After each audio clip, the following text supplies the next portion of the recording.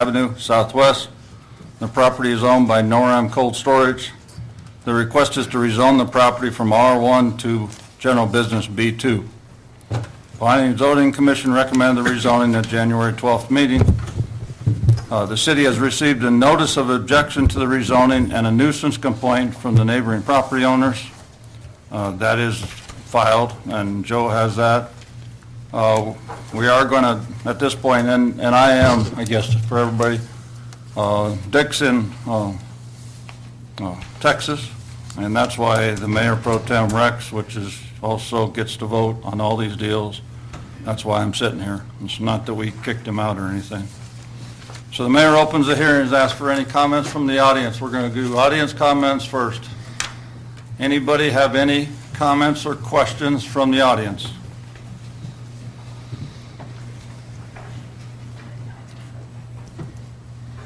Can you just state your name and state what you want to talk about? Okay. My name is Mary Kay Jewell, and my address is 317 8th Avenue Southwest. I live next door to Dale and Diane Halls, my husband and I, Rick, and we never received a public hearing or a public notice for this hearing, but Dale and Diane did. But I'm here to, because I really feel we'll be affected because, you know, with this rezoning of the R1 to a B2 as it gets closer to all of us residents. And so I'm also being a voice for other residents that signed the petition letter that you received. So a lot of those people aren't here. But anyway, we strenuously object to the rezoning of NORAM from R1 to a B2. And we want to know, why is it that the Planning and Zoning Commission, along with the Code Enforcement Officer, Jason Vaquera, why they recommended a special meeting first for the rezoning issue and not address all of our complaints and our issues that we told all of you on December 15th. There were many complaints, and we feel that we should have had a meeting with all of you and maybe a representative of NORAM to explain, because we heard that they're going to expand out and up. And so we have a lot of concerns because we're all going to be living right straight across from them. And we feel NORAM, which is a single property operation, seems to be given more special treatment and attention over all of us residents. And there's many of us. There's 36 actually on that petition letter. B2 zone should never be adjacent to residential property to begin with. And adding more to an existing B2 operation will let NORAM expand closer to all the residential property. There's already significant truck traffic, exhaust, diesel fuel, noise, dust, air pollution, and we feel which violates, which NORAM is violating. Letting them expand, like I said earlier, will make all this much, much worse. We feel that the Planning and Zoning Commission, the Code Enforcement Officer, and the city take the residents' safety, the health, our quality of life, our general welfare. Take this in, seriously. Don't let that be a back seat to the NORAM operation. During the December 15th public hearing regarding this last zoning issue, the enforcement officer, Jason, said, quote, "Changing an R1 to a B2 or an I3, those are affected the most if an expansion happens. Truck traffic could increase, dust could increase, noise could increase if it went to a B2. And already, like I said before, the truck exhaust, diesel fuel, truck traffic is already a major nuisance. The dust control we feel is terrible. Residents can't open their windows for fresh air. It creates not only that nuisance, but a health hazard and an unsafe environment, especially for adults, children, infants that already have breathing problems. Houses that are straight adjacent to NORAM also develop an increased level of dirt and sediments to where to maintain their homes, it's much more serious. The noise vibration is a nuisance that residents can't sleep when they want to or when they need to. This also becomes much worse if NORAM gets to expand. And during that same December 15th public hearing, Mr. David Schipper, the City Fire Chief and Planning Zoning Commission member, quoted that the NORAM operation utilizes ammonia, what he calls, quote, the most dangerous thing. Moving a B2 operation that uses this, quote, most dangerous thing even closer to the R1 properties does not give us a peace of mind, believe me. It will significantly lessen the health, quality of life, but more so, the safety of all of us residents. I strongly feel that with many of the other residents, that if you, the Planning and Zoning Commission, the City Council, Jason, the Code Enforcement Officer, were in our situations and had all these issues happening outside your homes or across from your properties, you'd be standing up here right along with us objecting to this also. So please put yourself in our shoes and consider this objection. Thank you. Thanks very much for your comments. Let's see if there's any others before we address some of those comments, I think. Is there anybody else? Yeah. My name's Diane Hulse. I live at 335 8th Avenue Southwest in the Mars, adjacent to the NORAM properties. I go along with what Mary Kay just went through. The other thing is, we talked about this on December 15th, and nobody on the City Council seemed to be aware of any plans for expansion and that. Well, there was plans, and there is plans.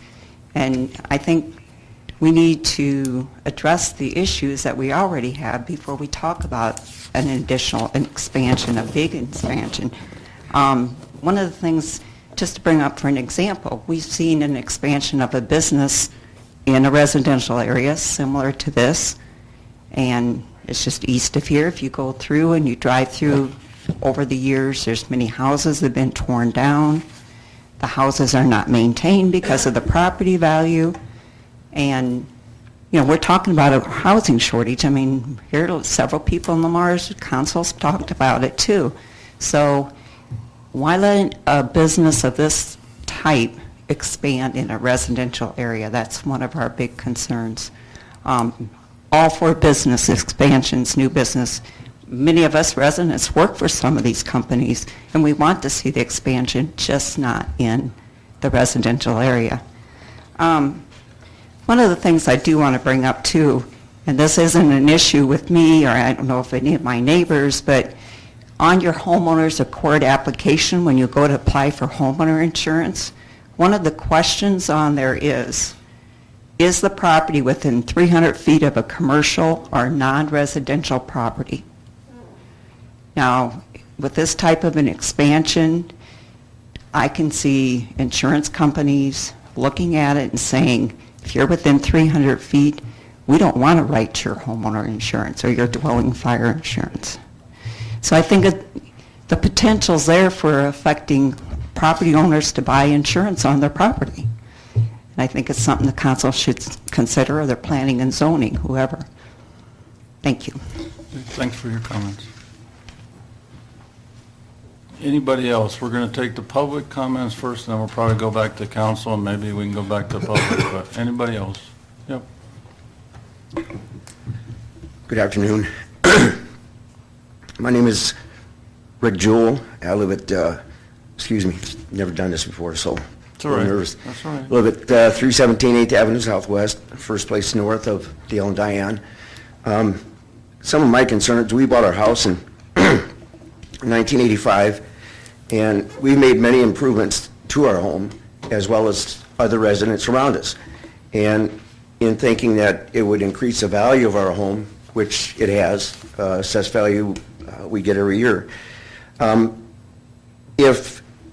it was mentioned at one of the meetings that if we see the rezoning and expansion, that the property value would decrease considerably. And that, to me, if that happens, I would like to hold somebody accountable for that decreased value in my property when we've spent the last basically 30 years or more increasing the value. And to see this happen, it just is not fair to all the residents that have homes around it. Along with what Diane mentioned is that the homeowner's insurance could possibly increase, especially if the rezoning and expansion. There would be increased truck traffic and the hazardous chemicals like ammonia for the refrigeration, like my wife mentioned, that Dave Shipper mentioned, is the most dangerous of chemicals, you know.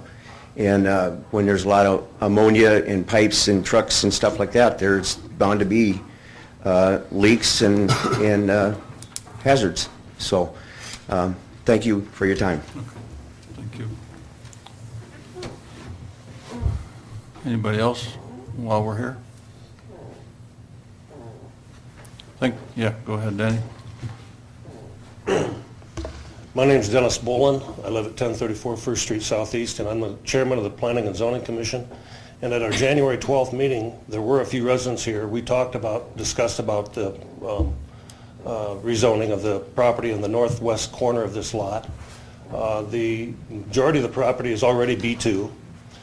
Some of the things that were discussed were setbacks, how close they could build to the perimeter of the property and everything else.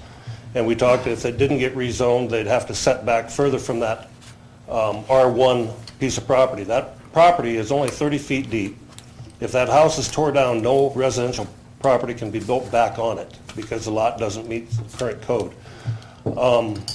I wasn't at the December 15th hearing, but when I asked as chairman of the committee if there were any comments, objections, concerns regarding this rezoning, there were 4 or 5 people in attendance and no one said anything.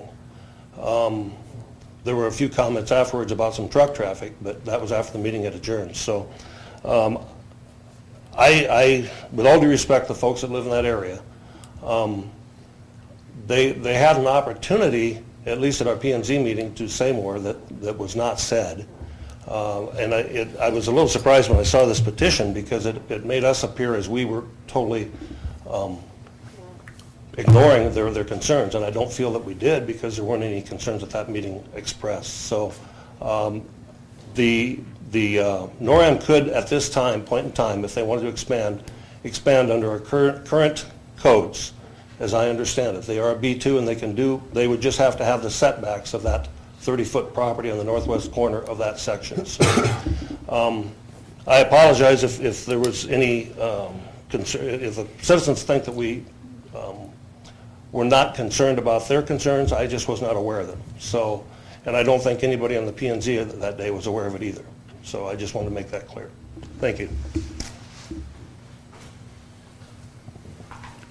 Okay, so the only one that I'm going to tackle of your questions was that according to our code, I believe it has to go to P&Z, any rezoning before it can come to the council. Correct. To have a potential up or down vote. It can't just come to the council first, right? That is correct. And then, according to our code as it's written today, Jason, you sent out all the announcements to everybody within so many feet of that place, right? Correct. Okay. Now, I understand that, everything affects people. Maybe a mile away from this, it still affects people, but at least we tried to follow our code in those 2 cases. But that's the only ones that I can address. Now, we had a little bit on the noise and the nuisance and what was going to happen. And I'm going to ask my friendly mayor, before he has to get out of my attorney, to answer that question as best we can from, again, our code standpoint. All right. Without specifics, it is hard for me to do anything. In order for it to be a nuisance, I have to show that somebody is doing something over and over again to harm one of you or all of you. I've been on both sides throughout my career. As city attorney, I have brought nuisance abatement actions. As a defense attorney, I have represented businesses and individuals who were being charged with nuisance in outlying communities. And it is a very tough thing to adjudicate. I have to show intent as a city attorney. I have to show that that truck that parked on the street at 2 in the morning intended to cause you harm, intended to keep you up. Not just that they parked there waiting for a space to unload. I've got to show that they intended to do that. And then I have to show that the noise that they're creating from a subjective, it is very tough to enforce. What I am willing to do is to sit down, assuming that this goes on, assuming that the recommendation is followed and that 30 feet of property is rezoned to B2. I would be more than willing to sit down with individuals, with code enforcement, with NORAM, with their representatives, and carve out some objective protection, not subjective. Our code, as far as noise limits found at 45.04, states that it has to be from a sound application device. Well, that means that they had to have a microphone in front of their truck and blasting the noise at you. Well, sit down with me, sit down with NORAM reps, sit down with the code enforcement, and all right, let's do some protective stuff. But make it objective, not subjective by a nuisance law that is really impossible to enforce. I don't know what their building plans are. I'm assuming that there are some, maybe. I don't know if the dust there right now is being looked at to pave or take care of that matter. But those are things that are more, it's not so much for zoning as it is to come up with ordinances that can let everybody, prosper here. That can let NORAM do whatever it is that they're wanting to do and still help you guys. So that's, I guess, from the legal end of it, and I'll open it up to code enforcement and whatever. But that's kind of what I would recommend, assuming, well, I'm not going to assume anything, dependent upon how you vote. And just for everybody in the audience, I did talk to Greg Brandt last week when this came up on the agenda for about maybe 5 minutes, not a long time. He said he's willing to work with the individuals around there, trying to sit and visit with you. He stated that he had visited with some people in the neighborhood already. I didn't ask for names, but he visited with some. And he doesn't have a building permit yet. He doesn't have the building plan done yet. So he's willing to adjust that plan so that it's more neighborhood friendly. Those will be my words. So it seems like we're trying to move it to be a cooperative deal. We've got a couple individuals from NORAM in the audience, and if I said something that was wrong from your impression, run up to the microphone and yell at me now. But that's the way I understood it, is that it's not trying to offend the residents. He's trying to make the layout more efficient, and otherwise there will be a notch in the layout that will look fairly silly to people. So that's what I know. I did not know that before at the last meeting. Obviously, I said that at the last meeting, and that's the only conversation I've had since the last meeting with Mr. Brandt. I'm going to leave it open for the public. Is there anything else that the public would like to comment now?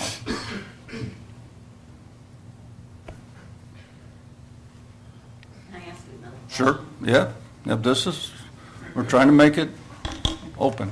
Can we, and I know what you're saying, and this is kind of like where we're coming from, can we address the current issues before we go ahead and give NORAM the okay to go ahead with their expansion and everything? Can we address these issues?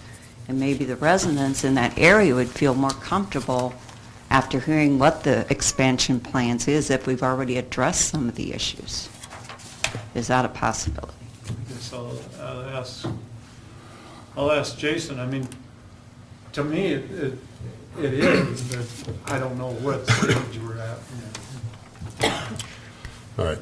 Joe did a good job of explaining already the differences between some measurable and some subjective nuisances, okay?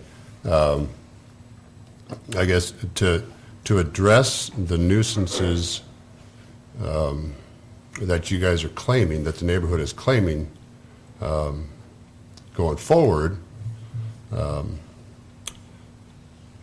now, my question would be, were they occurring before December of 2015?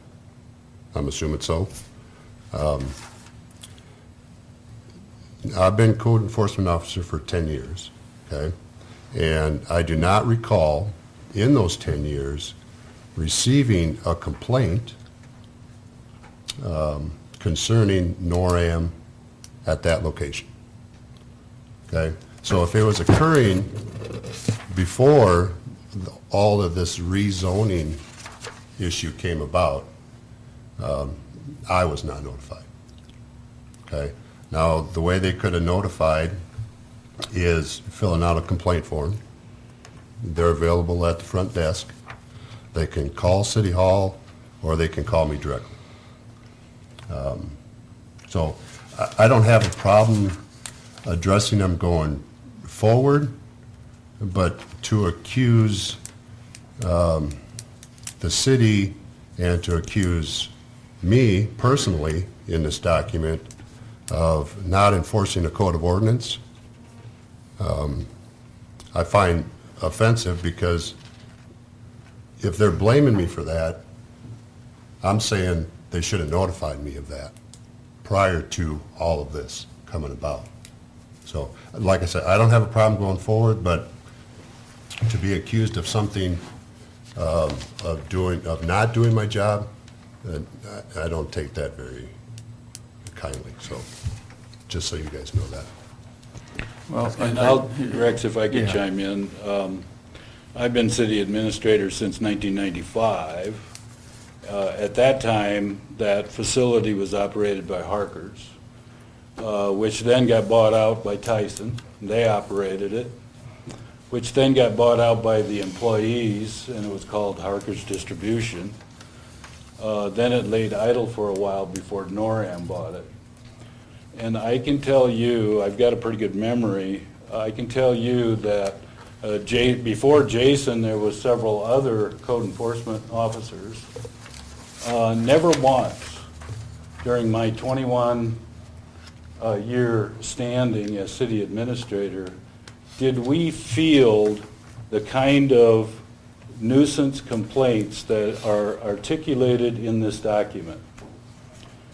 And so to accuse the current code enforcement people, to accuse the Planning and Zoning Commission, to accuse anyone here at the city that there's been an ongoing, long-standing problem at that location is false. It's just false. And I don't believe during a rezoning hearing is the place, time, or what have you to issue this kind of complaint, because if it did happen in the past and it was not reported, then it's too late. there's no way for the city administration or code enforcement arena to deal with those issues on a timely basis.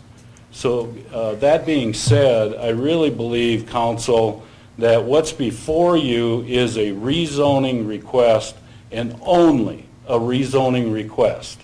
The nuisance complaint issues articulated in this document are unfounded, unproven. And as such, I don't believe you should take those into consideration when it comes to the zoning that was being requested. It's really a zoning issue. Is it appropriate or isn't it appropriate to rezone a small tract of land owned and contiguous with the NORAM property? It's owned by NORAM, contiguous to NORAM, and they're simply asking to clean up the zoning when the vast majority of their property is either in a B2 or a B3 with this little tiny sliver up in the northwest corner. That's what's before you, and I believe Denny, in him visiting with you at the podium, is simply also stating that. They took it under a zoning issue, and is there a need, is it warranted to rezone or not rezone? That's what's before you.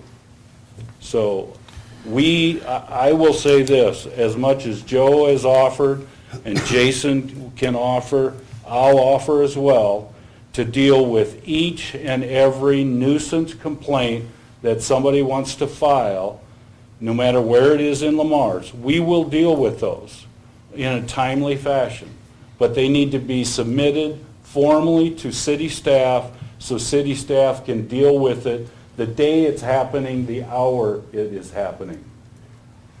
Not quoting something that happened 10 years ago. It just can't be.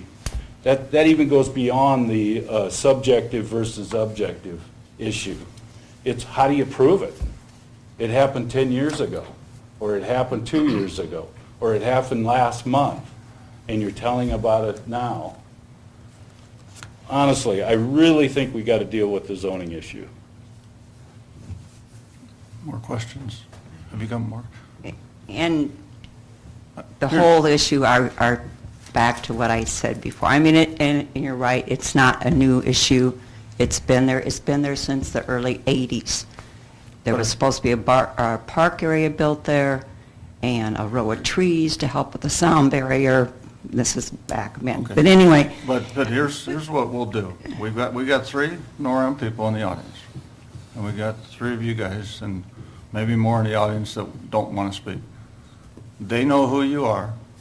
When they start putting together plans or have issues or comments, they'll do their best job to keep you guys informed as it goes through this process. And if you have issues, like Scott said, you got to bring it to us right now, and then we'll take it to them and get a result. Because we don't want anybody to be offended in this thing. We're not trying to railroad anything. We're just trying to figure out how to do it when it's a little bitty parcel that you can't even build a house on anymore. So we're going to address the zoning, but then we're going to go, and the nuisance complaint that you're filing may not be valid today, but tomorrow, if it's a complaint, we'll address it just like everything else in the code, and we'll try to get you resolution on that. okay, so when we have this meeting and we talk about Yep. these, and if there's issues there, who do I- we go I- to? Who do we You directly come to the go city to? council, you come to Okay. town code enforcement, call Scott on the phone and say, hey, we got a problem. Okay. Because I think, when I talked to Greg, he said, we're going to do that. We're going to meet and try to do the best job we can of making the residents comfortable with what we're doing. He said that to me. Now, I took him on his word. I don't have him here. But I'm not seeing the individuals that are representing Norm jump up and say I'm an idiot either. So I think that that's probably what he wants to do. He doesn't want to be a bad neighbor. I don't think he intended to be a bad neighbor. But to have this little parcel being excluded is kind of goofy too. Well- It should have never been.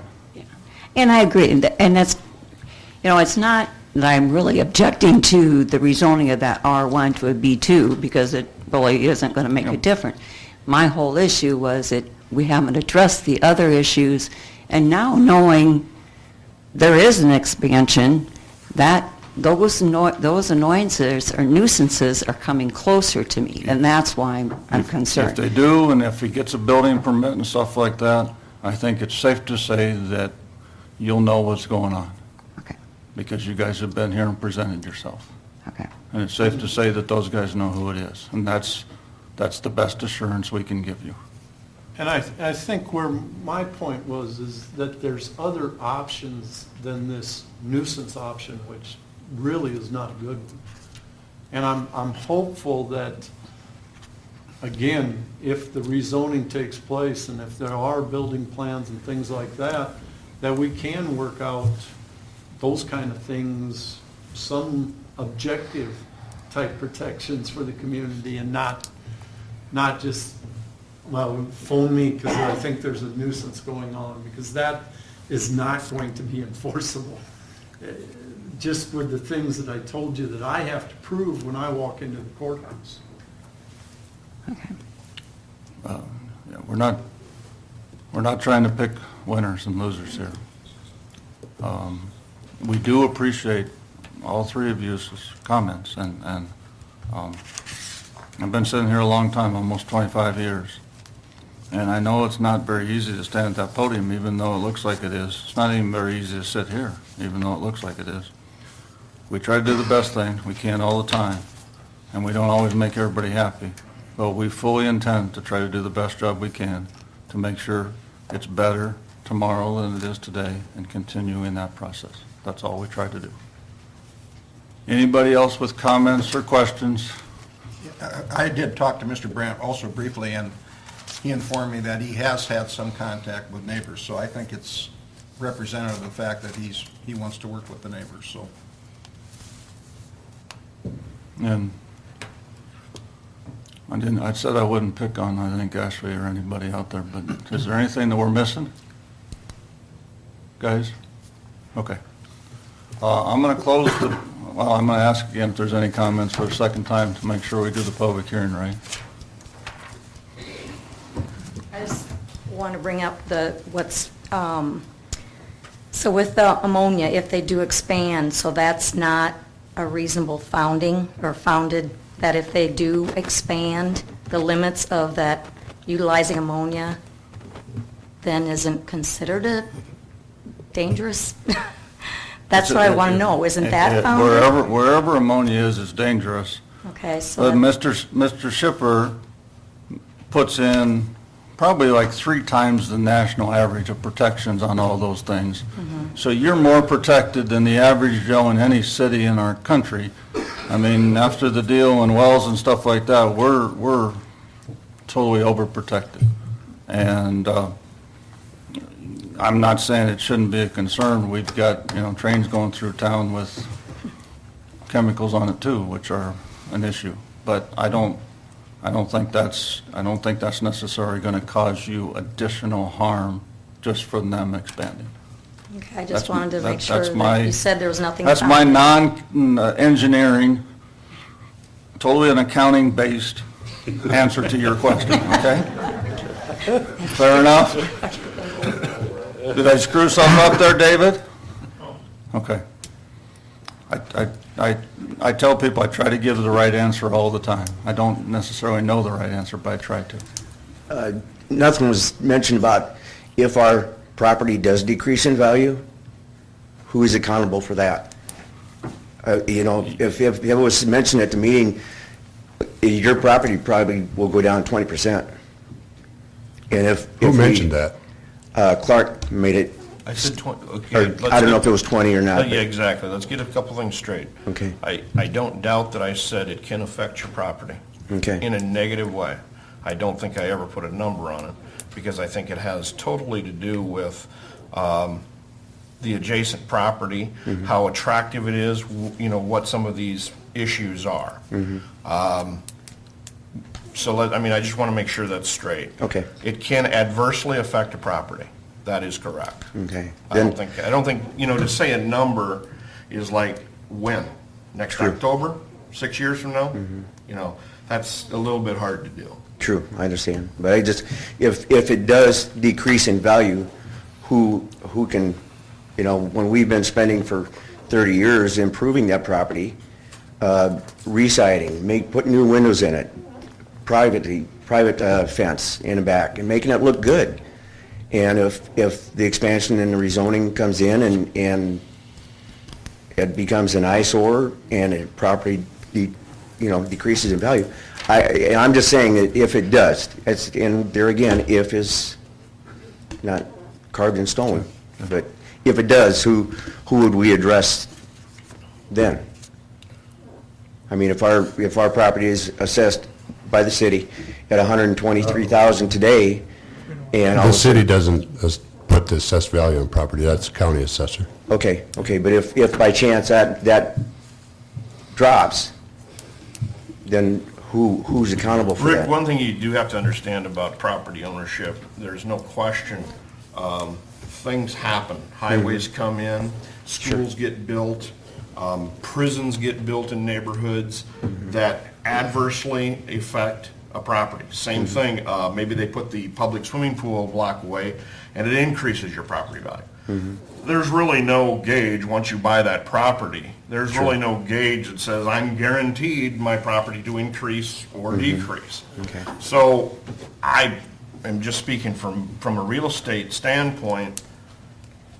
To answer your direct question, who would stand behind that? You would, because you own that property. And I don't think it's right to ask anybody to say, well, I need to be guaranteed a level value of my property, or an increase or a decrease. The world moves on. True. So, I mean, to address that, I don't think that's a real fair one. Okay, just was wondering. Yeah. Thank you. Yep. Mr. David? I wasn't going to say anything, but I'll address the ammonia. In that meeting, I did say it's one of the most, not the most, dangerous things that could be in a B2 or I3 or whatever, but we deal with that every day.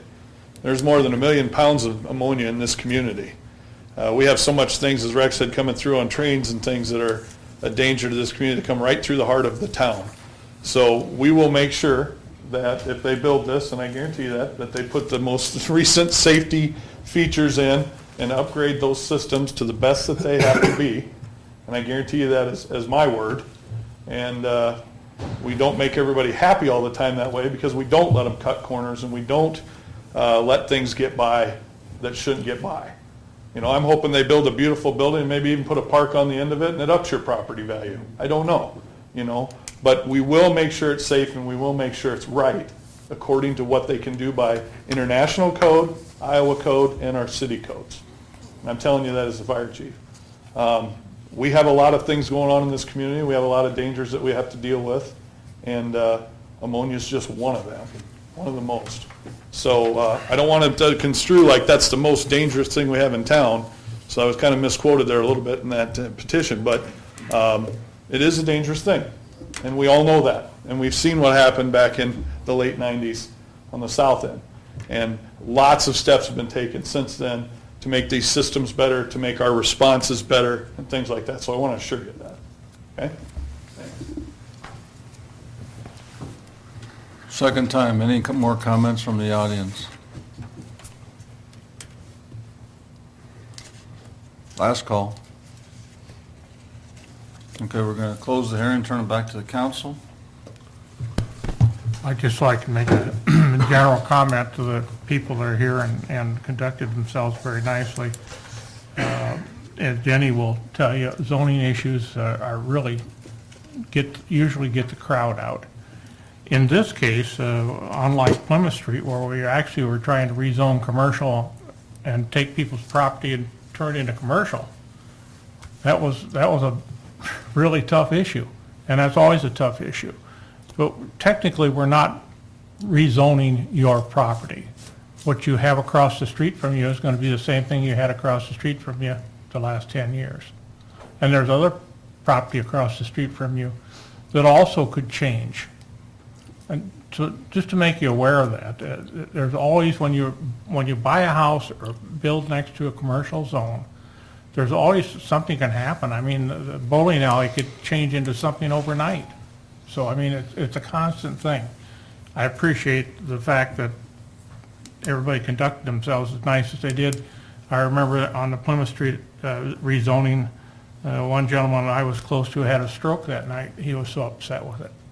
And believe me, this is not going to be that upsetting. I've talked to Craig just yesterday, and he's already talking about moving the truck traffic to the west and to the south. He's going to keep it as far away from you as he can. That won't change what exists along the side of the building. But he's very interested in making this a neighborly adjustment. And I think you'll find that things will get better, not worse. And issues of trucks, the city can prohibit trucks from parking at 2:30 in the morning and running their engines. We can take care of that problem if we're aware of it. So hopefully we'll just continue to move forward on this, and it'll work out for all of us. But I appreciate your patience. Anybody else up here? Couple of things.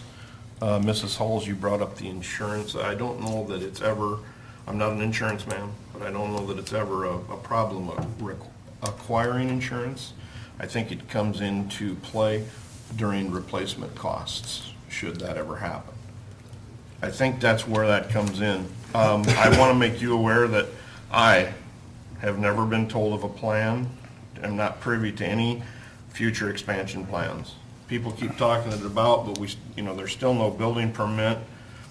Rex mentioned that he knows of no plan. I know of no plan. So this was originally brought up to us to change it to I, which we all said no, or at least the majority of us said no. We said it's logical to make this all B, because you are talking one small piece, and Scott is right, that to try to keep uniformity in the planning and zoning, it is a logical step to take this one house and make it B. They can do anything they want now that they can do tomorrow if we make it B. So nothing there has changed. The thing that, and I'm going to just talk for just a second, the thing that kind of bothers me here is this. First of all, Jason and Scott, I appreciate you clearing up this petition, because I didn't realize that there were maybe some exaggerations in the statement of this petition, which does change the fact that, how serious I take the petition. And I appreciate that. I wish I would have known that before the meeting. But the thing that kind of bothers me here is, on our agenda, we've got 2 more items coming up that I think if we would plan a little bit better ahead as a city, we could avoid this very thing. We're going to talk about putting apartments in a B2 down by Walmart, which means we are going to just knowingly create the very situation you're upset about. Number 2, this city, since I've been up here, and long before that, has bent over backwards to aid its businesses, both in tax incentives and in industrial improvements. What I would like to see is everybody just slow down. Help NORAM do a new facility in the industrial park with rail, and give them all kinds of incentives. Take the existing area and turn it into residential. It makes sense. Now, it's not that easy. You're not picking up a building and moving it. But I think we can work together. I think this city has bent over backwards to help businesses do that. But I will tell you all, I am on your side as far as controlling the situation. But I see no reason to not grant them this, because it does make it uniform for now, if that makes sense. So I'm done. Anything else, John? I think Scott says, right now, we're dealing with a zoning issue, nothing more than a zoning issue. A request to rezone. It has nothing to do with construction or anything else. So, and we're talking about a first reading of an ordinance here. Good way. I'll make a motion approving the first reading of ordinance number 932, amending zoning district. Do I have a second? Second. Got a motion and a second to do the first reading of ordinance 932, amending zoning district. Bev, could you call the roll, please? Rexminkel, Yes. Clark, Yes. Knapp, Yes, Nelson, Yes. Wick. Yes. that passes.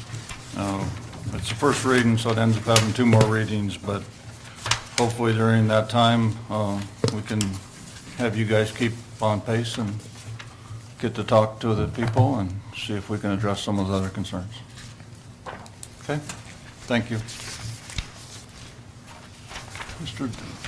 Donlin gone, or he back? Michael, yeah, you're back. Come on up.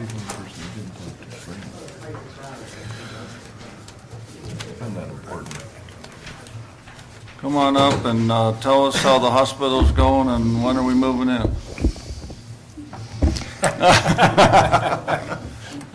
I can always throw out dates. I have been doing that for months.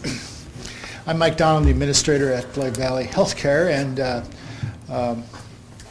congrats to us all about yesterday's news about our campaign, and I'll look forward to coming before you with a different hat on in the coming months with updates and discussion about that. But as far as Floyd Valley is concerned, when we came before you to get an amendment to ordinance about our name from hospital to healthcare, which has gone extremely well, by the way, I said that I'd stop back now and again to provide updates on our construction projects so you and the community can try to help keep up with us. We're at about the 85% completion mark of the overall project, a little higher than that for the new construction piece, the second phase, which is the North Addition piece that everybody sees as the main project. There's still several months of remodeling that we'll do after we occupy and take advantage of that new space. We're on schedule with finish work being done, flooring and doors being hung and things like that being done to finalize the lower level, which is going at a faster pace than the surgery center up above.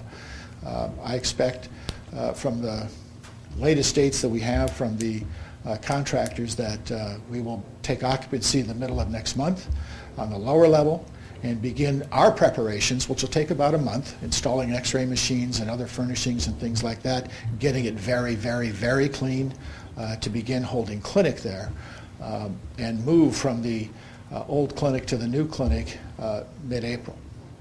About tax filing time, Rex. That's a milestone here. That is wonderful news. Right. It's wonderful news for the whole town. So that still leaves us with the upper level, which is about 4 to 6 weeks behind on that pace of schedule. But we notice and have put our plans in motion for National Hospital Week, the second week of May, to hold an open house for the community to show the entire project, and in which the ORs and surgery center will be complete enough for people to go and have a look. Shortly after that, we'll button those things up, and the only way you're going in there is if you're going to have surgery. And so this will be an ideal opportunity. So we'll have invitations and announcements for those dates in April and May going out soon. As far as our budget is concerned, we are well on budget, although we can't keep the calendar on track as well, but the financial side of the project is going extremely well, and if I had to pick between the two, I'd give all day on the schedule to keep the budget on track, and so we are. The other thing, as far as new advancements at Floyd Valley that I wanted to mention, it comes from our hospital trustee meeting this month, where after several years of design work, CMBH in Sioux City was the architect we've been working with even before the North Addition. We're finally in a position to address some corrections in workflow and privacy and safety in our emergency department. It's a small remodeling project we intend to do right on the heels of this other remodeling that I talked to, so it would be this fall, as soon as this fall.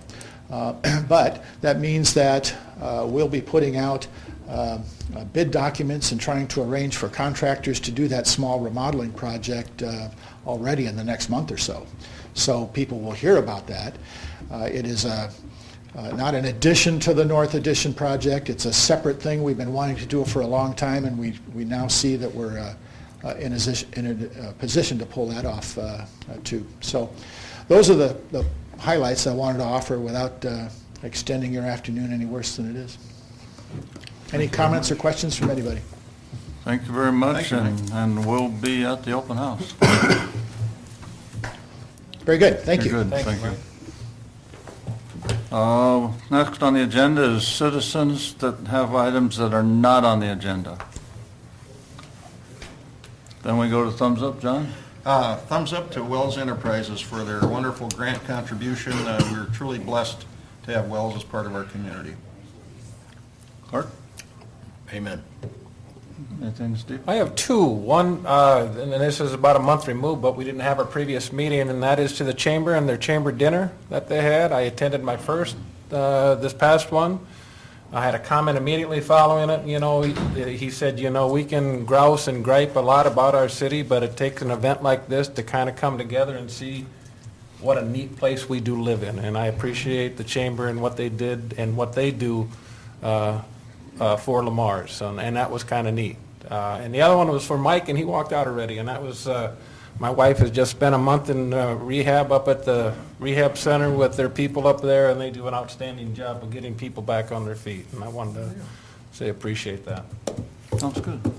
Okay. I'll pass, thank you. Okay. Well, you saw my 6-minute clip, so I can watch it every day. We're gonna since I'm the mayor pro tem and they really can't fire me from this job, we're gonna go right next to the Westmar Friends and Alumni Association funding request, so You we don't want to can. do the consent items? No, we're gonna just jump down this. We'll get consent eventually. We don't want these people to wait around much longer. They already had fun for a half hour on the zoning. Good afternoon. I'm Janice Koiker, the Executive Director of the Westmar University Alumni and Friends Association, otherwise known as WAFA. It's easier. I come before you today to request assistance in completing a project of importance to not only the Westmar alumni, but also the general Lamar's community. Several years ago, it became evident that the wooden gazebo on the former campus, which was constructed in 1986-87, was deteriorating significantly and would need to be replaced soon. The board of directors, the staff, and the members of the Alumni Association started looking for ideas. Conversations with Brad Epling concerning pros and cons of different options narrowed the ideas down to, in his words, something that's durable and can be easily maintained. Several ideas looked promising. Then last summer, ideas became options when conversations with Terry Utesh, a local talented metal artist, who also had a dream of creating a large flying eagle from metal. He is the creator of the metal ice cream cone, which you can find on Central Avenue at the 8th Street Boulevard. Options moved closer to reality recently when Steve and Barbara Wernley Collins stepped forward as underwriters in the amount of $10,000 for the eagle sculpture itself. They would like it placed in honor of Jacob Wernley, who is Barbara's great-grandfather, and he was an important person in the history of Lamar's as an educator and a businessman. He founded Northwestern Normal School in Lamar's in 1887 as a teacher training institution. That eventually became Western Union College and then Westmar College. As you can see from your packet of material, that eagle is impressive, and I have an updated photo with more detail on it if anyone would like to see that. It has a 16-foot wingspan, and it's over 6 feet from beak to tail. The estimated finished weight of the bird will be somewhere around 2,000 pounds, so it will require a substantial base, and of course an attractive one to best display it. It will be erected in the area of the former campus, which is designated as Westmar Park.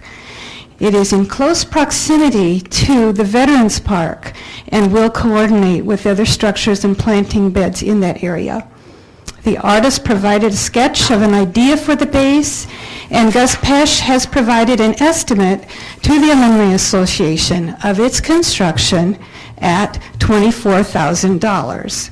It will include frost-free piers, vertical metal supports to place the eagle 15 feet in the air, and a stamped concrete plaza area with lighting.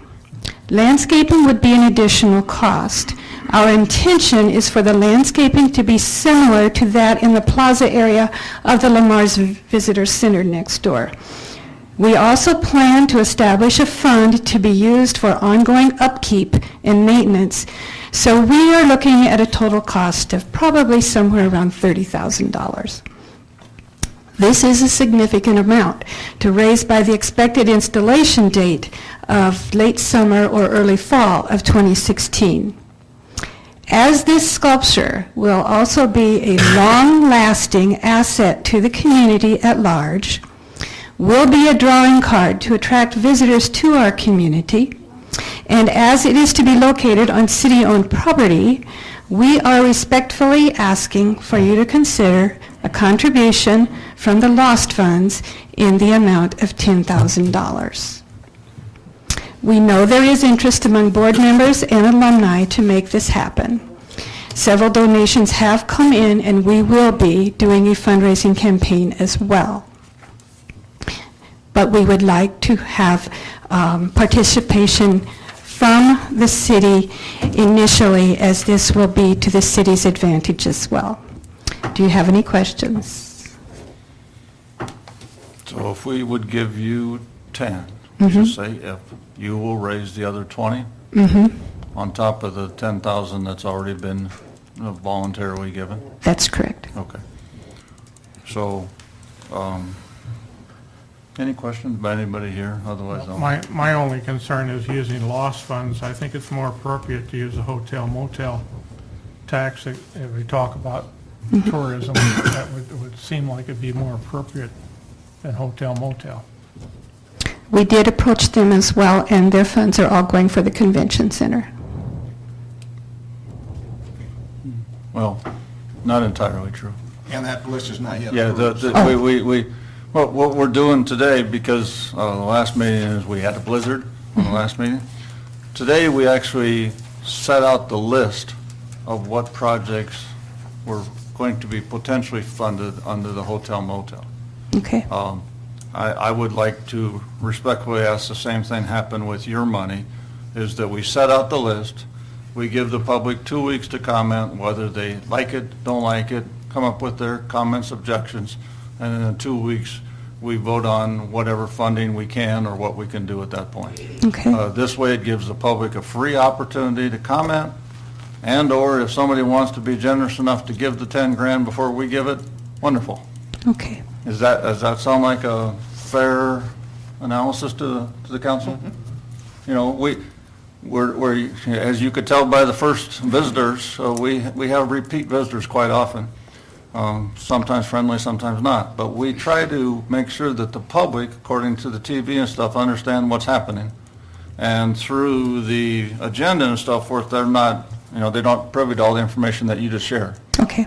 I think we can count on the newspaper and radio to share that information over the next week or so, which means then we're going to get some feedback. And I think, like you said, we're probably going to get some positive feedback. All right. And at that point, then we can sit there and say, okay, if you raise some money, we'll raise some money. Okay. Does that sound like a fair challenge? But I don't feel like we can address it today. Thank you. Just because of that situation. Yes, I understand. But I commend you on your efforts. Yeah, and this thing looks pretty amazing. Yes, it does. Yeah. Yeah, and plus the fact that you're coming at us with some funds, quite a few funds, actually. You're not asking us for the lion's share. Right. I like cost sharing in all of these projects, so I look very favorably on this too, so just so you know. And that's not, I guess, I'm not trying to push you away. I'm trying to say, we're just going to try to do it logically And as long as 2 weeks is not a crisis for you guys, and it doesn't sound like it is yet, No. we'll address it in 2 weeks. Okay, Sound thank you like a very fair deal? much. Mhm. Thank you. Okay, thanks very much. So the as desired is going to be, we're going to put that on the agenda for 2 weeks from now, okay? Will do. Okay? Okay, so next, is Simcoe still here? Okay, so, let's just do the consent items then we'll come back. All those in favor of the consent items, have a motion there? Motion to approve consent items 1 through 6. Do I have a second? Second. Second. All those in favor of consent items 1 through 6, and notice that number 6 is the Convention and Visitors Bureau Advisory Board recommendation. That lady's Jessica in the back. If you got some problems or comments about some of those items that are also going to be printed in the newspaper, you address them to her, and she'll get them to us before we approve the recommendations at the next meeting. Correct. Okay? Everybody in favor of consent items 1 through 6, say aye. Aye. Any opposed? And I didn't say my thank yous also. The Sentinel article on the giving, excellent. Denny, your reporting on the giving from Wells, excellent. We're lucky to have both of you reporting on it and making people aware of the nice things that are happening in town. Now we'll get back on track, right? Because we can go right to Lamar's Housing Incentive Programs. Okay? One day at a time, right? Looking for comments, sir? I think he's going to read it. Introduce Well, it first. yeah, let's go with comments, and then I'll read all the different things. What, On C, yeah? I think we want to get a little bit more definitive. It just says commercial properties. That's a lot of properties. We're talking businesses, and we're just talking commercial housing projects? Nope, All commercial property? all. Okay. A point of clarification, even though the motion, suggested motion is to approve the additional recommendations on the housing incentives, B and C would need John Danos, your bond counsel, to put that in the form of either a resolution or an ordinance. So what you would be approving today is that the concept meets your approval, but to legalize that, John Danos would have to help us. And we would A approve. is a and we- continuation of a program that got started in 2012, so that's just continuing it. And D is 100% within your prerogative. Okay, and this person would like to have it be not an ordinance, so we don't have to get in trouble and try to wordsmith it every couple of years. Let's just do it with a rule that follows an ordinance. I'll see what I can do. I'll have to yield to John, though. I understand, and that's why I'm asking you when Joe's not here, so. But I think. I'll try my best. I think the more things we put in these ordinances, as you can see, when we change ordinance or even when we adjust it a little bit, it's extremely difficult. It's extremely difficult to get the wording right. It's extremely difficult to address just that issue on the ordinance. So if we can have it be an attached, look at whatever rule this one is, have it be a wordsmithed item that we can adjust or we can change, because even, sewer rates or whatever is in an ordinance, right? Yep. And that takes just eons to get through to make sure the wording is right. And Yeah, and I think that's I what. agree with you. And that's what really John's comment is, in larger part. Yeah. Is just all these things, when you have a sentence that just says this, that can open up a major can of worms for the Right. council. How tight is our definition on commercial? That's what I'm looking at. I mean, Yep. And that, you can give me some feedback, and I can go to John Danos, but where that would get tightened up, if it's going to be tightened up, would be in the document that John creates for us. Right. And So- it'll come back to you for then your vote. Yeah, not that I'm objecting, I just want Yeah. to make sure we have pinned down what commercial means. So let's go through for the audience what we've got in front of us so that everybody can hear it. Currently, there's a current incentive for single-family condo, duplex, or commercial used residential for 75,000 tax exempt for 5 years per dwelling, per structure, per owner for new construction.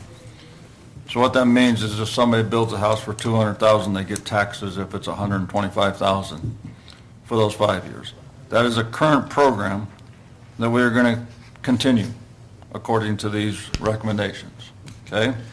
Then I'm going to skip down to D, since that's also something that's in our prerogative. Proposes city design, construct, and finance city utilities within a new subdivision, and by development agreement require 50% of said cost to be reimbursed to the city upon lot sales, divided by the total number of lots sold.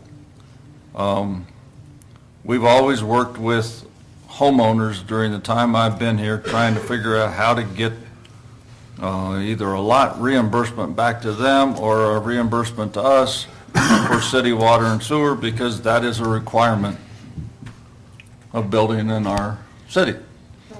So this is just putting the wordsmithing in formal documentation versus every time having to come up with a developer agreement and going through and trying to figure that out with developers, with individuals, and therefore having to take the last one we were able to get through and try to wordsmith it to a new agreement.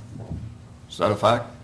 Yeah. To some majority extent, right? Yeah, this changes what we did in the past, specifically what you did for KNS slightly, and that is the 4,300 went to the ultimate purchaser of the home, Right. as you know. Yep. What this would do would go to the developer to curb some of the cost of development, to lower the cost of the lot. All of you, or most of you, were in the synopsis that was given to us by Kurt Lehman of Simcoe on the housing needs assessment, and you heard firsthand, we do need housing. To get housing in Lamar's, Iowa, we will need a place to put those. That's a subdivision. And we can give you the stats, I can't quote it off the top of my head, but we're getting a low inventory of the number of lots on the market. So what this would do is help spur developers to step forward, develop the land into lots, so we'd have lots to put homes and condos, duplexes, and multifamilies on lots. But during the time that I've been here, we've always been in some kind of agreements or some kind of sharing agreements with developers to get this done, because we've understood this being a cost. But every one of those agreements were unique. Every one of them was done for a certain specific thing, and this kind of gives a blanket statement to how we're going to go forward. Nicely stated. Yeah, and, you know, even when we've been sitting here, if somebody wants something, somebody brings a project to us, we've got to still sit there and say, okay, but what did we do last time, or what did we do to this project, or what did we do to that one? So we're trying to compare and make them all similar. This is trying to put it so that it's in black and white, what we're planning on doing, and I think it's well stated. Rex, if I could just add, that this was not done in isolation with just city staff. I want you to know that Neil is in the audience. There was an ad hoc committee last summer that was formed to try to work through the issues on workforce development, trying to get employees to our industry to live in Lamar's. And housing is square number one. So what came out of that subcommittee, or ad hoc committee, was we need a housing needs assessment. Okay, we accomplished that. We need incentives for the developers and the builders to come forward to get these things built. And that's what this stuff is doing. So that group supports this and is recommending it. Neil has also pulled the LBIC, and they're recommending it, at least the vast majority of them. I didn't even have to say anything. Nice of you to That's come. okay. Nice of you to come to the podium Thank with you. those kind words. I thought you were just going to take a bow. Well, Since Scott stole some of my comments, I'm going to steal 30 seconds. I want to thank Councilman Wick for his comments because the chamber truly does try to make that evening about the community and not just about the chamber. So thank you very much. We appreciate that.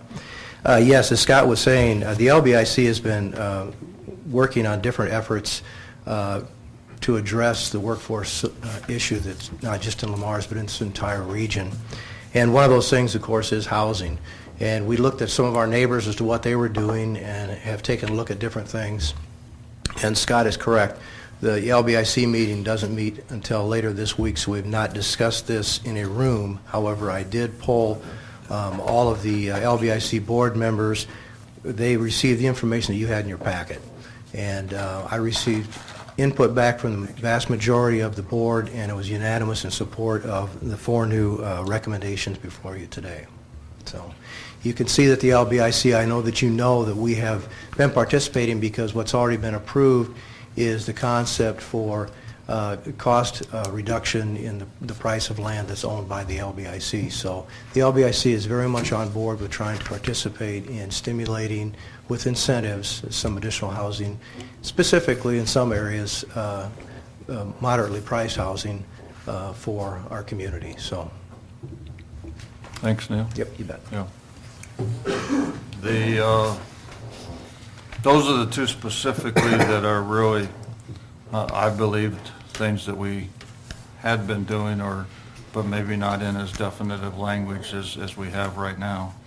Yeah, and clearly we got a book here that is our housing needs assessment, and because we're so studious, Clark mentioned before it even came out that it said we needed housing, and it has said that.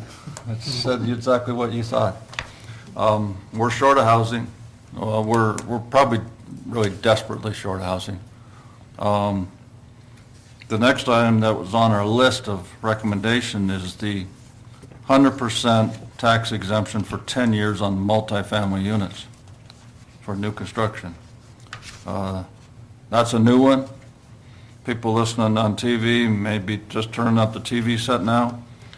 I don't believe that besides duplexes or condos, we've had an apartment built while I've been on the council. I agree, just retrofits. Yeah. And that was because of the closed Westmore campus. That's 25 years. It's we got a friendly banker in the audience too. It doesn't mathematically work to build a unit and to rent it with the cost of building and what you can rent them for when you have to pay taxes right away and so forth. So I think this is a very good incentive. Some people may think it's excessive, but when you don't have any getting built, I think some getting built are better than none. And we clearly need some built because they need to come to town to live in Lamar's to realize how life is sweet, so then they can go buy a single-family house and continue to stay in town. So that's my pitch. Questions on B? Yeah, 10 years. 10 years seems extremely excessive to me. For tax exempt, that just seems outrageously excessive to me. Somewhere in here, we're being asked to help put in parking lots, which if I was an owner of a complex right now and my parking lot needed to be replaced, I'd be saying, why don't you replace my parking lot? We can do just so much, but like I stated before, Well, I'm not in favor of this because of where it sits, number one. But we're gonna start putting in parking lots, we're gonna give them 10 years off in taxes. I think we are just shy of giving them a couple $100,000 in building materials. And I think we're getting ridiculous. There's a point where you wanna aid people, you wanna help the process. But you gotta start thinking, when does this pay us back? How does this pay us back? And 10 years is out there a long ways for no property taxes. Go ahead, Scott. Just a point of clarification, everything on the second page, except for item 2.2. Yeah. Roman numeral 2.2. Right. That's the only one that you didn't approve a month ago. Well, now probably going on 5 or 6 weeks ago. Sure. And I don't think we were talking about parking lots, we were talking about off-street parking, in other words, off the street. Adjacent to the curb. Yeah. Well, that's, But those items, I just want to make sure everybody realizes, those items have already been approved by council. Correct. Okay. but my point is those have already been approved. And now we're looking at giving them 10 years of free property taxes? I don't think so. Well, I mean, the B and the C, the reason I left those cards is, first of all, those have to come back, either in an ordinance or some other form of law, because we can't just approve them like this. Item number 2 is, multifamilies are not subject to 100% taxes any longer.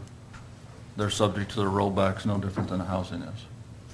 So, we're only gonna get 50 cents on the dollar when these things get built under the new code, Right. right? So it's not, I mean, some of that has already been given away by the legislature. Right. Whether we liked it or not. But I think B and C, what we're doing here is approving a recommendation to get to the stage of an ordinance or some other form of law. Or preferably resolution. Resolution. Yeah. But we're not voting on that resolution or ordinance today, because we can't do this without more specifics than this. Right. Yeah. Per John Danos and Yeah. others. That's, just because of your comments.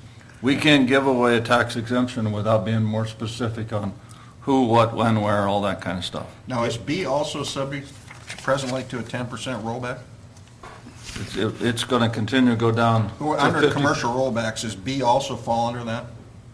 Multifamily actually rolls back not with backfill from the government. The state does not fill the backfill on multifamilies, but it's going to eventually mirror the single family. Yep. So it's Over a period of years, it's going to roll back. What it was you paid taxes on 100%. Correct. The legislature rolled it back incrementally each year for how many years, Rex? I think it's like 5 to 7% a year. So Yes. it's going to take like 7 or 8 years to get there, but it's going to eventually get to the 55% that we're on for But it's homeowners. affected both, it will affect both B and C on her.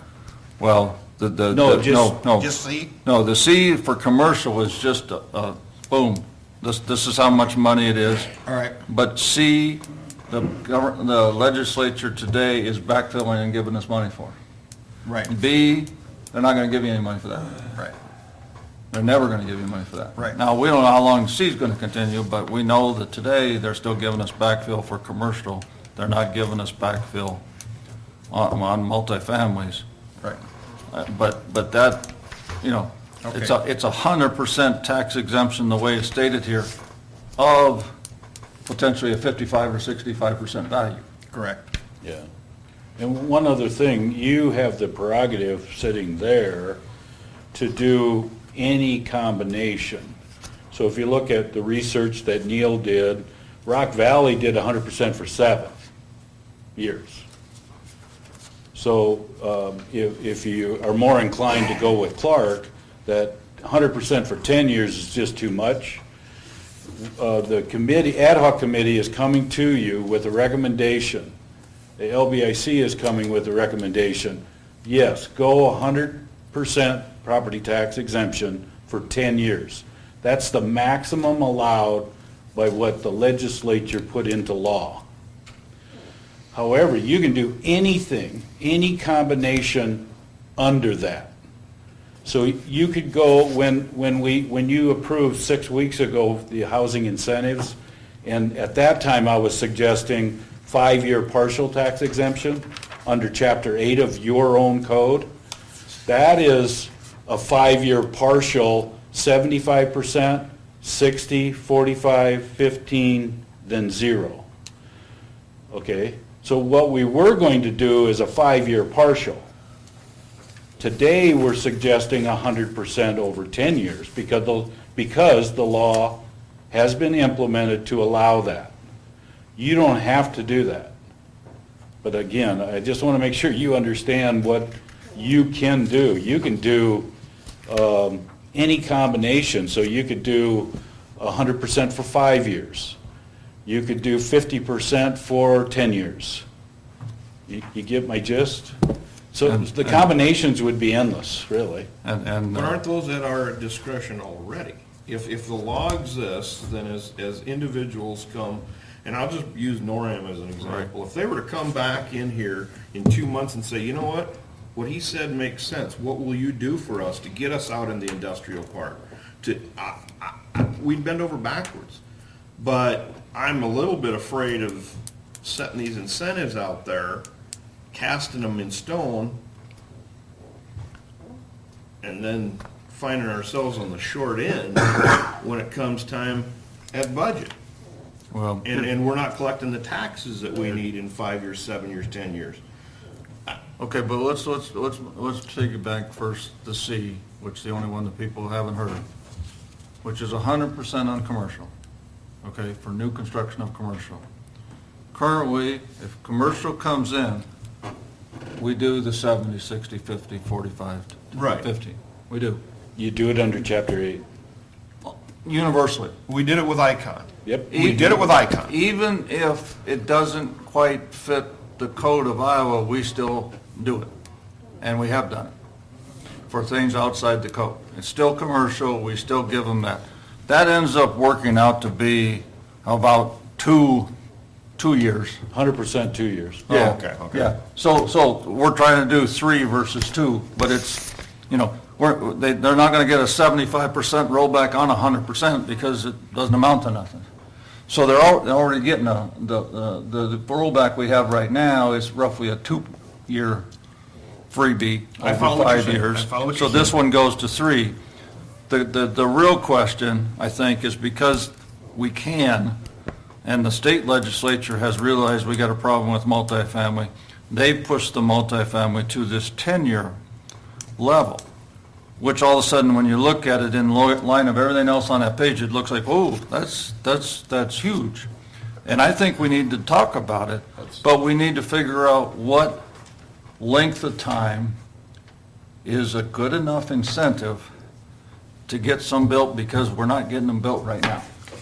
And I don't know if that's, if doing 7 gets them built, or if you have to do 10 to get them built. But then we go back to what we used to do, is have meetings with developers and ask them. And then we'd come back with developer agreements. Well, and we don't live in a bubble either, so we're competing with the Sheldons and Orange City, so. That are giving it. So I would certainly ask you to consider what your neighbors are doing, because developer X can build in Lamar's, or he can look at Sheldon and say, well, that's a better deal up there. Well, yes, but there's another side to that coin too, and I that is, know. you can go to Sheldon and make $12 an hour, you can come to Lamar's and make $18 an hour. I'll give you that 100%. You can go to Sheldon and golf 9 holes of golf, or you can go to Sheldon and or Lamar's and golf 27 holes of golf. So You're not going to get any arguments from me. But I agree. all I'm saying is this 100% 10-year scares me. It really scares me. I really think the way to do. The nice thing, can I respond to that? The nice thing about that, if you got enough longevity on the council, and Ken and Rex and John do, you stay there long enough, you could say, enough's enough. And that day, you could do a motion to cancel it. I think That's the beauty Yeah, of but it. it's like Obamacare. Once it's in place, you ain't going to get rid of it. Oh, no. I resent that a little bit. What we do is These guys are laughing back there, but there's been some times where we changed the law. All right, okay, all right. But so what I'm saying is, by approving this, we're not approving 100% for 10 years. Not on P and C, because we can't. Right. I think we have to have a real resolution or ordinance for you to follow it. All we're doing is recommending that you get it figured out to what the resolution or the ordinance can be.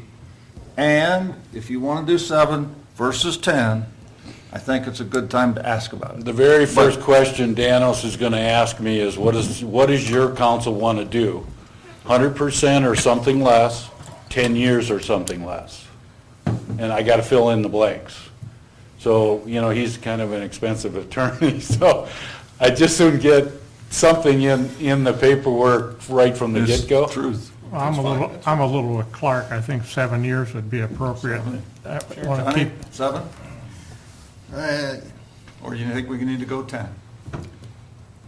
I like 10, but I don't want to do anything to squelch the opportunity to move ahead with this 100% tax exemption. So if it's 7 years versus 10,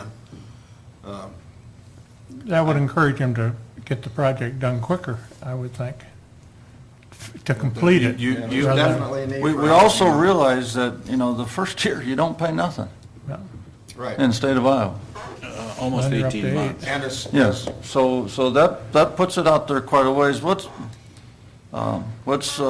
it's 100%, and let's say it's 7, and let's have a resolution or ordinance come back. And then I think the 3-year on commercial is not much further down the road than the 2-year that we're already doing with. But you're not gonna be able to give them, code, whatever, blah, blah, blah. We can't do the code we can't do the partial and the 100%. They wouldn't be accumulative. No. But once again, No, it's not stacking coupon codes. You can't do 2 stacking. we can't spend the buck No, twice. you can't do stacking. Okay, you can either choose. So, You gotta They choose. they really can't have chapter 8 and have this one simultaneously. No, so you're gonna have to, but 100% for 3 years, I think, is reasonable for commercial. Because Yes. But those two, we're in essence of voting on recommending concepts. Okay. A and C, we're recommending on getting it done. Yeah, getting it prepared so you Okay. can vote on something. Is that, are we still there? Anybody got a comment in the audience? I almost hate to ask. Okay. I'm gonna make the motion. Approving the additional recommends for the housing incentives, A and B as proposed, A and D as proposed, B and C being a new resolution, ordinance as required according to our bond council, and will only have 7 years on the multifamily at 100%. And we'll see if that flies with a second. I didn't hear the word concept, but I would second the motion. Well, the idea of B and C, I said, it has to come back as a resolution or ordinance to be enacted. So they can't give out the money until we get the resolution done. So basically- that's why I'm saying it's not a concept, it's really a recommendation, but we gotta have something that Jason and Scott's gonna be able to say, this is how we are going forward. But I you're did- talking 7 instead of 10? Yes. On just the multifamily. But you got houses, or you got communities very close to us that are 10. Sheldon, Orange City, Rock Rapids, they're doing the 10-year. I think we have more to offer. I'll agree with Councilman on that. I'd really like the 10. Because 10 actually, or 7 actually is 8, John, because they don't pay anything the first year, so. That's true. I think considering we're at 0 or 1, I think we're gonna get a lot more competitive with this 7 or 8. I'd call the question. Do we have a second? Yes, I seconded it. And this isn't a roll call because we're not at that resolution stage. We will be at the next meeting. Right. Right, motion approving A and C, which is the 75% tax exempt and the 50% of sanitary water storm. And then 2 resolutions to come back or ordinances for 7 years on multifamily and 3 years on commercial. You said A and C, you meant A and D first. Yeah, A and D. I'm sorry, Yeah, I A and meant D. A and D, yes. And B and C are going to be still to come back to us to put in law, if you want to call it. All those in favor say aye. Aye. Any opposed? Okay. We've got Wayne Slofeld waiting for item E5. Is there any way that we could get Yeah, that? this sounds like he's right up on it right now. You know, they always give this long agenda when Dick's gone. I don't understand why they just hold these things until And he leaves. hearings, too. Yeah, you know, it's just, No comment. I am Wayne Schlofeld Engineering. I think I'm going to hand out just a little primer. Scott had me come today. I know you've received in a packet the assessment schedule and plat. It's a very draft form. It's really just meant for you just to take a look at, just to kind of familiarize yourself with the assessment project out there for Crescent Ridge. This timeline, as far as the street assessment project, it's kind of lengthy. Not just assessment project per se. Really, the first step is to talk to you tonight or today about what kind of procedure we're going through, the assessment percentage, general project information. So it's just a primer, so to speak, to refamiliarize yourself with what has been looked at before. So I'm going to hand out just, like I said, just a little FAQ on assessment projects. It's not all encompassing, but some general information typically comes up.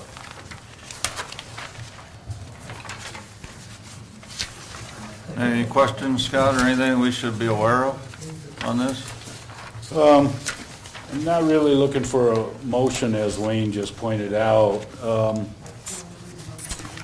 You saw a concept last, I believe it was November, put forth by Slofeld relative to the design of 200th Street west of the current paving. And it went down all the way to the section line, so to the line of ownership that you have as the city. So number one notion I want to get a nod of the heads is that I have instructed Slofeld to truncate the cost estimate and not include paving or any of the utilities beyond the east line of Lot 1. And by beyond, I mean west thereof.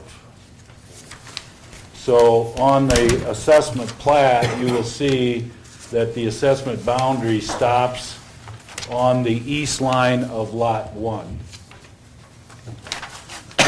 It's not what's in circles, it's in what's labeled as Lot 1. So hopefully it's readable. Yep. So that lowered the cost of the total project quite significantly. Where did you stop it at, Scott? Where it says East side assessment lot boundary, you see that one that's above wording that has a line driven down there? It's the middle of, actually, Okay. not the circle Yep. one, but Okay. lot 2. Now, the reason I did that is Lot 1 is not going to be constructed on. You, the council, in the past have voted to retain Lot 1 as city land. And the reason? There's a gigantic detention basin on that. That gave us our 23rd detention basin around town. Stormwater detention is what I'm talking about. Well, if we're not going to sell it, no need for paving, sanitary water, storm, etc. Okay, that's number one. Number two, the way the plat is set up, we're going from the center line of 24th and to the south. The reason for that, you've heard it before, you heard it in November, to the north of center line is not in the city corporate limits. You don't have the legal right to special assess outside your corporate limits, okay? So that one's a no-brainer. You can't motion to do that. On the other hand, what I suggested last November was that we, as a city, should approach the county, Plymouth County, because since that falls in the county jurisdiction, that half of the road is county. So I would suggest again today, and I'd like to nod of a heads, that it's okay for us to approach the Board of Supervisors about paying for a 12-foot half slab, a rural slab on that side of the road. And to put that into sites that we've done that before, Marble Avenue going out to Willow Run. That was a joint city-county project. The county paid for half, city paid for half. Why? The corporate limits fell right down the center line. Who maintains that, just out of curiosity? We share it, and so when the gates are gonna go up, when they go up, we'll go 50-50 with the county. Snow removal, we hit it to go out to our subdivision, the county hits it when they go out for the rest of Marble. So we share it. They're out, okay. And the same thing would happen here. We're starting the project at where the pavement ends. However, to integrate the two projects, the old project with the new, there's a small amount of cost that I told Wayne that the city would pick up because it's integrating the two that had already been there. So that is not included in the assessment numbers. By code, you can assess as far back as you wish as a council. That is not set legislatively. Historically, and now I'm really stretching, because the last time you did a special assessment was back in 92, and the time before that was 87. We have historically then assessed only 300 feet back. Well, coincidentally, the lots that were platted along here are 315, so that's the most that we can assess. But once again, it's up to you to set that parameter. So you would have to decide that. The way the council value is determined in this case is not a county assessor determining that. The way special assessment rules work is the cost of the improvement is added to what the county does come up with the assessment. So those two are added together to come up with the council value. But the way the code is set up, you have full authority to set that value whatever you feel is appropriate, as long as you come up with a uniform way to do so. So you need to decide that. The impact of determining the council value will create a deficiency or not. A deficiency is always picked up by the city. I think you're giving us Too much information? many choices. As the mayor pro tem, we're going to direct Mr. Langle to come up with some good way to do this engineering. We're obviously not going to do it to an empty lot that we're never going to sell. Thank you for that. We're obviously going to have the mayor, when he returns, go up to the board of supervisors and ask for money. I mean, Well, wait, thanks for that authority. Then my recommendation is lying before you. that's what that was my third, is that's what we're going to do. Because those two things are the only reasonable things we can do. That doesn't mean we're going to get it, but we've got to ask for that because we're putting in the road, and we're obviously not going to special assess or try to put stuff into where we have a detention basin, because it'd make absolutely no sense. And there will be a deficiency. This is a major undertaking to put in that street, so we're going to pay for some of it, but we knew that 10 years ago. Yeah. So that's, I mean, not to jump to the chase here on anybody, if you guys had some wonderful questions, but. Sounds good. But there's, Strictly looking for input here today. I assume we're going to defer sidewalks, because they don't go anywhere. That's what we've done in the past. Good assumption. I would assume likewise, that, again, that's your choice. We don't have sidewalks built into the project costs. no, and There's no reason. they to. don't go from somewhere to somewhere, so then that'd be silly. But, I mean, we want to make it so that these lots, lack of a better word, are sellable. So, just like we saw on the agenda item just before, if we make them, well, they don't have a big assessment, they got a better chance of being sellable.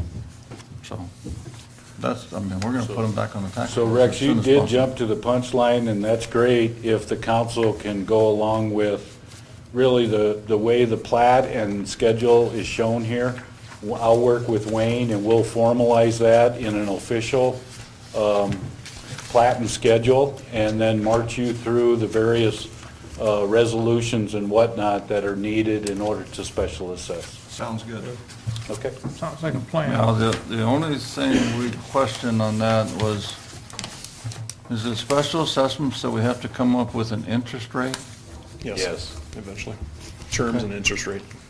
So, and that has to be somewhat comparable with what we're paying, right? It shouldn't be a money-making situation. Which is gonna be 1-2%. So whatever you guys wanna do on that, but it's not gonna be a very big number. That last one I did was 3% at 10 years. But, you know, interest rates could go up too. Understand, but if we're, you know, it's just I mean, we're just getting interest just on Unpaid balances. the unpaid balances, so I'm hoping that we're not gonna have these properties for 10 years.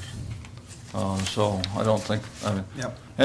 but I think 3% is probably reasonable. I mean, I don't think it's gonna be much different 3 to 2, but I wanted to put that out there because I thought we had that was back in the archives back there, but in my memory bank, we had to have that discussion last time. Yeah, there's a series of steps we have to go through from here. It's kind of lengthy, and that's one of them. So- And, you know, instead of saying administrative or council wishes, what you're gonna have is administrative recommendations, and then we're gonna tell you we don't like them or not, okay?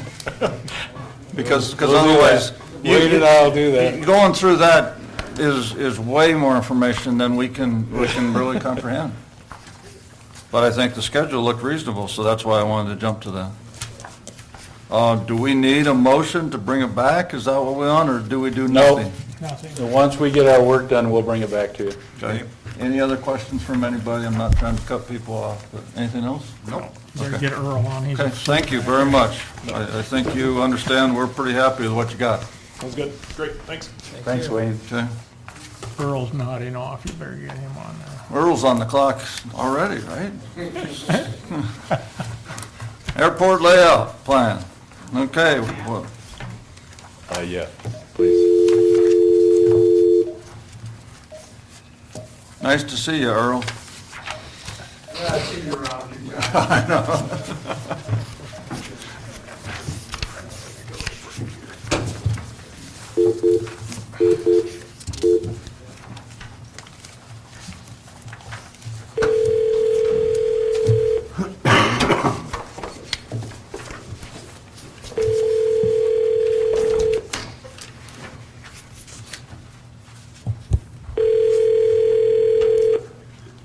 Hi, you've reached Matt Ferrier with Bolton and Mink. I'm unable to answer the phone right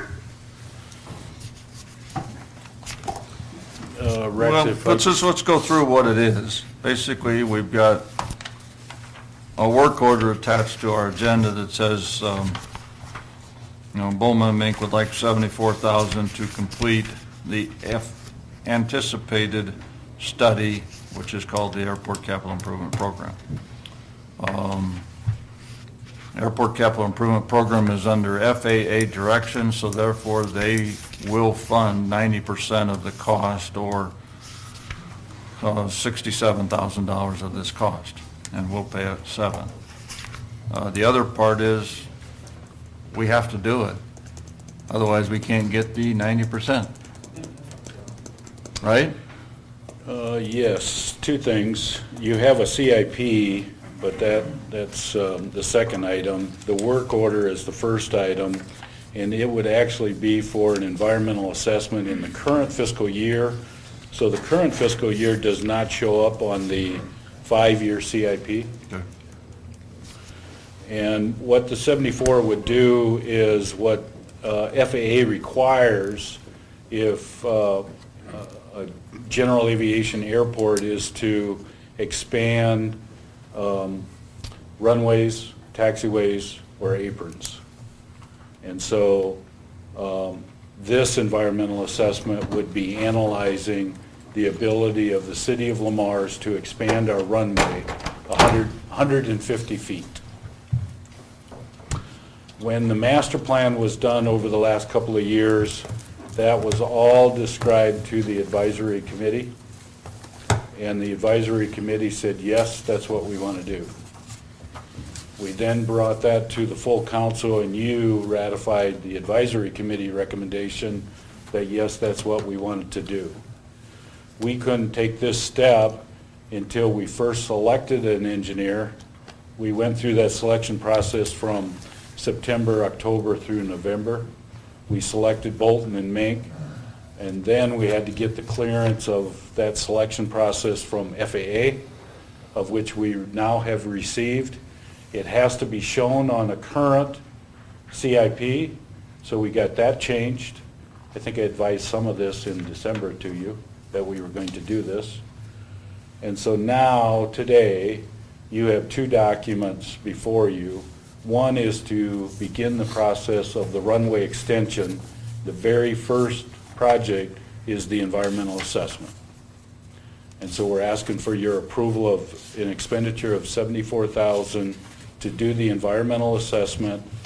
As Rex pointed out, it would be funded by FAA entitlement funds, of which we have a 2016 federal fiscal year balance of about $144,000. So 90% can be funded by entitlement.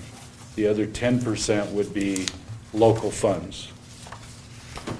The significance of the CIP, which is the second motion, is that we have to have submitted to the FAA a CIP, a construction improvement program, that delineates what you're going to do for the next 5 years and each year of the next 5. That's what you see on that document. Your approval of a CIP doesn't approve the project at all, because another work order will come out for the engineering, and a full-fledged bid opening will have to happen with your approval to do the construction. So this is just getting the paperwork into the FAA appropriately so that we remain eligible for our entitlement funds, and we remain eligible to do those projects when the fiscal year comes up. I make a motion. Earl, is there anything you want to add to that? No, you pretty much covered it all, Scott. I make a motion approving work order number 1 to professional services contract with Bolton and Mink of Ames, Iowa, at a total cost of $74,000. Second to the motion. Okay, you got a motion and a second approving work order number 1, professional service contract, Bolton and Mink, Ames, Iowa, total cost $74,000. I've got a question. Yes, sir. This does say it's anticipated the FAA would pay 90%, but it is sure they will? No, we're not sure of anything with FAA. But what we do is we actually spend money, and then we ask. Then they get it back. And one time we got up to 700,000 or something like that. And I asked all the way up to 700,000, and then we got paid. And they pointed out we got paid. I guess the They best br- we they can brought the say- check in and stuff, so. The best we can say, Clark, is based on past experience. You we get would paid. 90%. But it is a very large credit card that we're gonna start. This one's a real small one, 74,000. I know it doesn't seem small, but it is. But some of the things in the CIP, the next motion, will get to be a large credit card that then we hope to get reimbursed 150,000 a year until it's all paid back. Okay, then the other question I had was, you said the first step is environmental study. Where does land acquisition come in, and how much do we need? Because are we expanding 150? Does that get us to 5,000? Is that? No. At It's 300 Still gets going us- to be 300 feet short. That's what I thought, okay. Yeah. 150 is the maximum that the FAA will support under the entitlement program. The other 300 feet would be a local project, if you want to proceed. Yeah, and this first one is just so that we could stay with a current plan, so that we can even ask for the 150 a year. Okay. The one at the bottom actually improves the airport, but doesn't improve all the parts of the airport that we want to improve.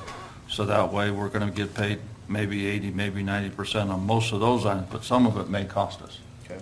to do other things outside the scope of the FAA. And that's just the unconfusing part of it. It'll Yeah. get worse. Yeah. Your memory is probably good. It doesn't take any land acquisition to actually put the runway, but the so-called runway protection zone. Right, flyover. The flyover zone. Right. That'll have to be expanded, and it's already been determined by both us, our consultant, and FAA, that the appropriate measure to do here is by easements. And so we're going to be acquiring that RPZ protection by easements. Okay. That'll be the next step after this Okay. environmental I was assessment. just curious, okay. Yeah, if you're here long enough, you know that's the runway protection zone, not the RPZ, but, Call for the question. yep. Okay, everybody in favor, say aye. Aye. Any Aye. opposed? Okay, then we need one for the airport improvement program. Motion approving the airport capital improvement program. Second to the motion. All those in favor, say aye. Aye. Any opposed? Thank you. We're through the first of many, many, many contracts to continue to improve the airport. Job security force. The FAA is real belligerent on making sure that everything's done with the contract, everything's pre-approved ahead of time, that we pay the money out, and then we ask for it back. And you can't supersede that determination by any way, because we've tried. Fair enough? Okay. Okay. So who else wants to get out of here? Anybody else, or we all? Kevin, are you here for adult entertainment, or?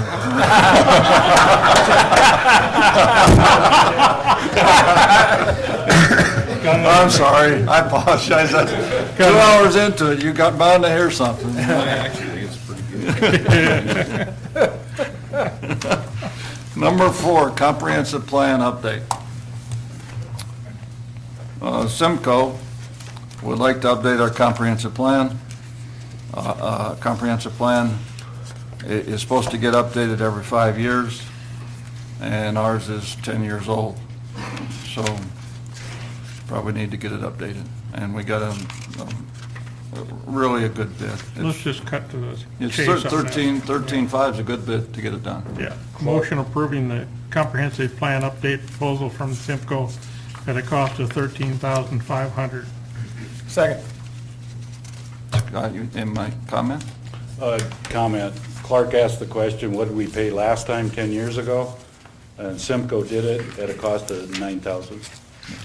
No, I mean, so, all those in favor of the comprehensive plan update proposal, net cost of $13,500, signify by saying aye. Aye. Aye. Any opposed?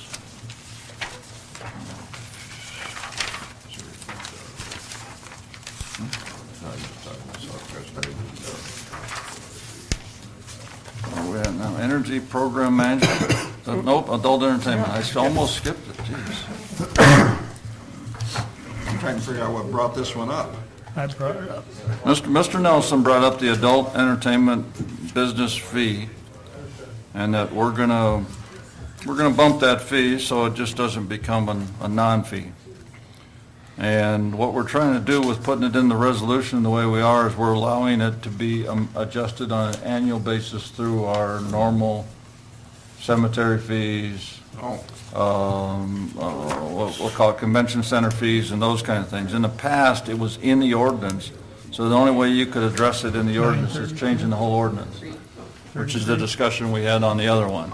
It makes it very cumbersome to change even a dollar amount from $1 to $2. So we can just change these annually then like. Then we the could other change ones. them annually, we can see if it's a big deal or not like that.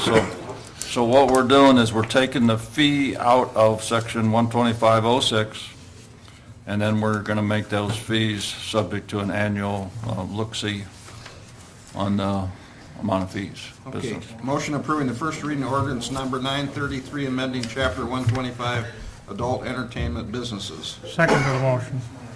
Got a motion of the first reading of 933. Bev, roll call, please. Goodchild? Yes. Knapp? Yes. Wick? Yes. Rexinger? Yes. Nelson? Yes. And perish the thought of anyone denying this. Motion waiving the second and third readings of ordinance number 933, amending chapter 125, adult entertainment businesses. Second to the motion. Sounded like a challenge. You know, you could make the radio or TV with that if you vote against. Roll call, please, Bev, before I lose total control. Yes. Knapp? Yes. Wick? Yes. Rexinger? Yes. Nelson? Yes. Motion adopting ordinance number 933, amending chapter 125 adult entertainment businesses on its first reading. Second the motion. Bev, one more time. Goodchild? Yes. Knapp? Yes. Wick? Yes. Rexinger? Yes. Nelson? Yes. Okay. The levity part of the council meeting is over. Now, City Energy Management Program. Scott, you want to explain what we're trying to do here? Basically asking you for permission to hire Franklin Energy, who was the consultant that was hired by AIDA and given to us free over the course of the last 12 months. That contract is done. The Department of Energy is not going to continue to fund it for the state. Therefore, we either stop the program and do it ourselves, or we continue with Franklin Energy to see what more we can save. And so our recommendation is to, let's see what more is out there. By having a dedicated energy specialist at the disposal of your 20-some departments has been invaluable from my perspective. That is not to take anything away from Mid-American Energy. They've been at the table each and every month. They've been invaluable as well, but it took a partnership of city staff, Franklin, and Mid-America to really get to where we're at today. I personally think the 40,000 savings that we've identified so far on an annual basis is too small a number. It doesn't take into account your motions on street lighting, for example, yet. There's a number of other things that have been done in some departments that isn't part of this, that have already been done, i.e. the $21 million wastewater treatment plant that kind of predated this, so the numbers weren't included. And just the rebate from Mid-American alone was $76,000 on the new wastewater plant. So it's things like that that we want to continue to track that, continue to visit with each of our departments to see what more can be saved. Utilities, and specifically natural gas and electricity, in our annual budget is a significant figure. All departments added and combined, we're looking at $800,000 annually. So 40,000 is a small number. I think there's a lot more to be had out there. You know, something just came to thought here. I'm wondering, can we wait 2 weeks on this? Yes. I'm just wondering if Mid-America, just came to mind here, I'm wondering if they would be willing to rebate a portion of this cost because of the fact that it's an energy pursuing opportunity. I'm wondering if they would, like I say, I have no idea if they would or not, but maybe to approach them, and maybe our contact here that we've been working with might have an idea on that too, or Britton. Jason?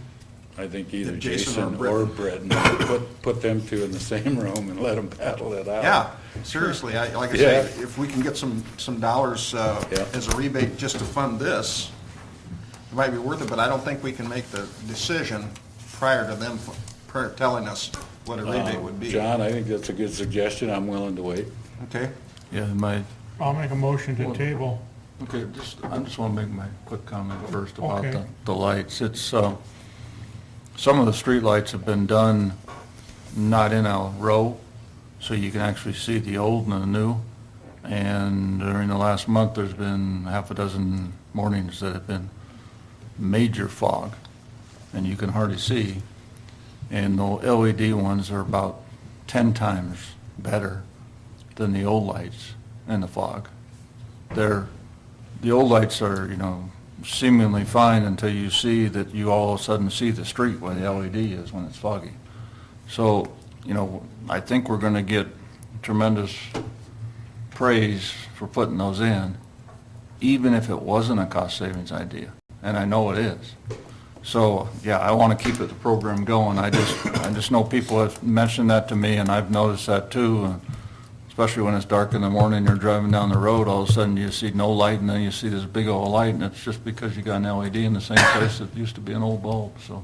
Business 75, the overhead lights that are done now, and it's just amazing Yeah. at night how much. You can actually see the light on the ground versus it just in the area. It's not glaring at you, No, but it's, it's on the ground, so. Pretty good area on Fourth Avenue too, that's lit up really good. So- The other thing that Scott didn't mention too, just to add to it, is a lot of this is savings that you really can't measure, because it's over time and it's future increases in costs. I'm on the committee, that are kind of immeasurable. And the other thing is that this program, I think we were strapped to 7 properties, weren't we? 7 projects, versus now we can encompass the whole city. There was only so much certainly that we could do, but the projects that is listed on that first page of the Energy Action Plan that's in your agenda, those are the ones that were kind of looked at. But Clark is absolutely right. All of those, some are listed that really haven't had the full-fledged look-see. yields, yeah. And There's no the B3 benchmarking that we started in this last 12 months, the fruits of that won't really be known until we continue it, because that's the tracking device. That's continually looking at the utility bill to see what happens to it over various seasons and various months. And if you do too short a time frame on B3 benchmarking, then you're comparing an October to a May, and you know how variable our climate is. So anyway. So, yeah, I think those are all good comments. I think we want to keep doing it, right? But we're going to wait 2 weeks? Table for 2 weeks? Motion to table. Okay. Accepted. We're going to go to the next one. We're not even going to discuss it. You could table it without having an argument. So. What are you tabling? You tabled it. Yeah. You don't have a vote on a tabling. You're done. Table it. You don't even vote on tabling? Oh. I thought you did. Well, sometimes we do, and we didn't earlier, so I just figured. Okay. The other guy does. I know. But you notice we're sending them up to the county again, so. I think Scott's got to call him and tell him we appointed him to go to the county again. Okay. Budget. What do you got for budget? I know people got questions. What do we got for answers? I'm going to go through just a few. The 4,000 adder to fire, Dave will get his way.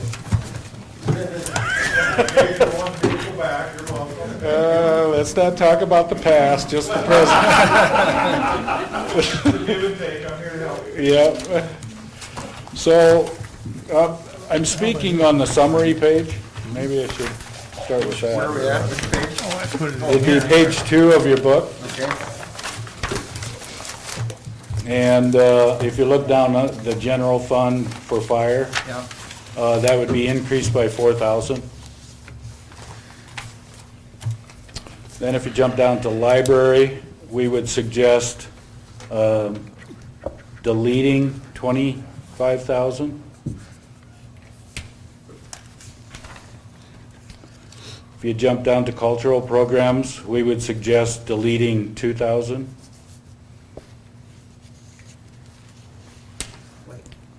If you, excuse me? Is that adding what the historical wanted before? That's not in there. Oh, thank you for that clarification. So you'd have to add 1,000 To which one? to cultural programs. Instead of -2, it's add 1? Yeah, and let's clarify that. Historic preservation asked for 4. Historically, they were given 1. So Bev just clarified that instead of deducting 2, you need to increase by 1. Okay. And their funding level, instead of 1,000, would be 2,000. But they requested 4,000, just so we're on the same page. Bev did some rework of the state grant backfill, and it looks like $999 can be added to that 243. $199? 999, rounded off to 1,000 if you want. State grants backfill.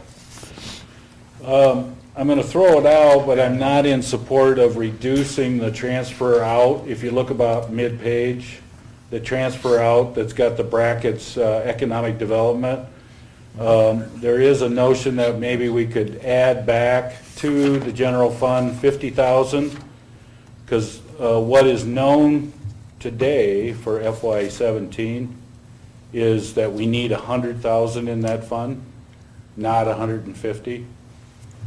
We're still going to decide if we ever spend any of that money We anyway. put 150 because inevitably, it seems like every year, you are making decisions that are outside of LBIC funding.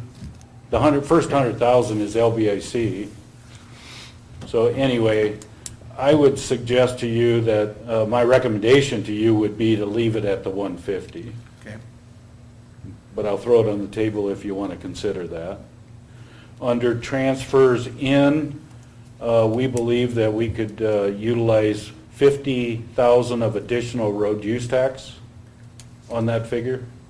Excuse me, on the transfer ins. So take 50,000 out? No, put 50,000 in. Put transfer from road use tax to general fund, 50,000. Taking the deficit of 243,902 to a deficit of 146,903 if you take the 50,000 from economic development. If you don't, then we'd be at a deficit of 196,903. That's where we are. And that's where I... 199 or 195 is where we're going to be, because economic development, you're giving us 50,000 for 26 meetings, 24 meetings of people coming and asking us for things and bringing projects to the town? That's impossible. If across the whole geographic area of Lamar's, I would agree, but draw that line on Highway 75 north and south, everything west of that, you can decide to use TIF. I also understand, but I can also decide not to use the 50 even though I budget for it too. I'm not saying that we're going to budget to spend it. I just want to budget for it. Totally agree. This is just a budget, so... Budgeting isn't saying you got 50,000 to spend. It says that you got 50 that's available that we don't have to amend the budget for if we're right. That's correct. I agree. So a $200,000 shortfall on a $7 million budget when we know we're getting the TIF revenue in 2 years is acceptable to this council person. How many days does that represent, Brooks? 207. Is it about 18,000 a day? No. No, 15. 15 a day, it would be 12 days, 13 days maybe. Okay. Which, In a number of the funds, general funds, because of the juggling, 7,000,002 divided by 365. because of the recent past, and certainly currently, it's happening as we speak, juggling personnel, and I explained some of this to an email to Clark.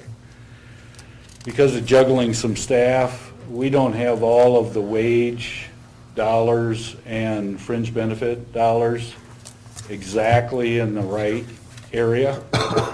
We have it by general fund versus enterprise fund, but we don't necessarily have it from one department to the next. When we issue the final new pages for your budget, we will have those figures adjusted accordingly. You're talking wage increases? I'm talking that we hired Greg Gangler in a combination of departments, ambulance, and public facility. Okay. And half of his salary is going to come out of each. But the current budgets they're both general fund. Both budgets don't accurately reflect that in your booklet, but in the final booklet for FY17 it will.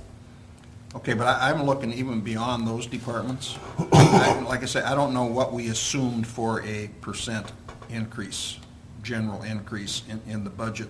But I look at some departments, and I'm not talking part-time or temporary, anything like, I'm talking full-time, and full-time percentages do not equate by department. I mean, some are, one I thought like, it saw like 8 or 9%, one was like 4%. So I think we need to look at each department and say, okay, what are we assuming for an increase in full-time pay percentage-wise? The assumption is the 3%. However, because of the way the calendar falls, there will be an extra pay period in the fiscal year. Okay, but I'm saying it isn't consistent between departments. Some are low percentage, some are higher percentage, and it just looked Some has to do questionable. with maybe last year when the budgeted right for what we hired. Okay, I okay, think there was that in parks. okay. Yeah, we found that to be the case in a number of the budgets for departments of last year's budget, that the figure from last year was not correct. Can you put a page in there that says wages, these 20 departments, boom. Wages last year, these 20 departments, boom. Yeah. So we can just see, so it would answer your question. Yeah, okay. That way, because. It just didn't look consistent. Because we're not budget, I mean, we're budgeting all these departments, but really, we're just budgeting 13.5 mils. Right, but like I say, it just didn't look consistent to me, so, Yeah. yeah, okay. And just from Clark's, because I couldn't take 7.5 million divided by 365, that's 20 grand a day. And that's, means if we're 199 short, we're 10 days. So we're going from 97 or 98 to 88 or something like that. Which is good, I think. So we're still strong enough. What other questions we got on the budget, guys? I really hesitate to cut the library by 25 grand. These guys got beat up on pretty bad last year. Everybody knows that there's an ongoing budget debate with the county that's kind of been laid to rest now. But I think if we're gonna cut the library, we're gonna need to regroup with them, because I don't know where they're gonna cut. I don't know where they're gonna cut. It'll have to be ours. Hours of opening. And I think that's one department where I saw a higher percentage of full-time pay compared to last year. Well, if that correction takes up part of that, then that can be part of that. I think we're not, even if we approve the budget, we're not approving adjustments to hours yet. They still got to come back to us and come up with a plan. Oh, absolutely. Right? I mean, that, In their particular case, I think they and they alone should decide where those dollars should be best spent. and I also, You know, they showed an increase in collections of 10,000. And, you know, maybe they want to take 10 out of there alone. I don't know. You sit there month after month. And if that's more important to them than the extra hours that they're open, so be it. Then cut the hours.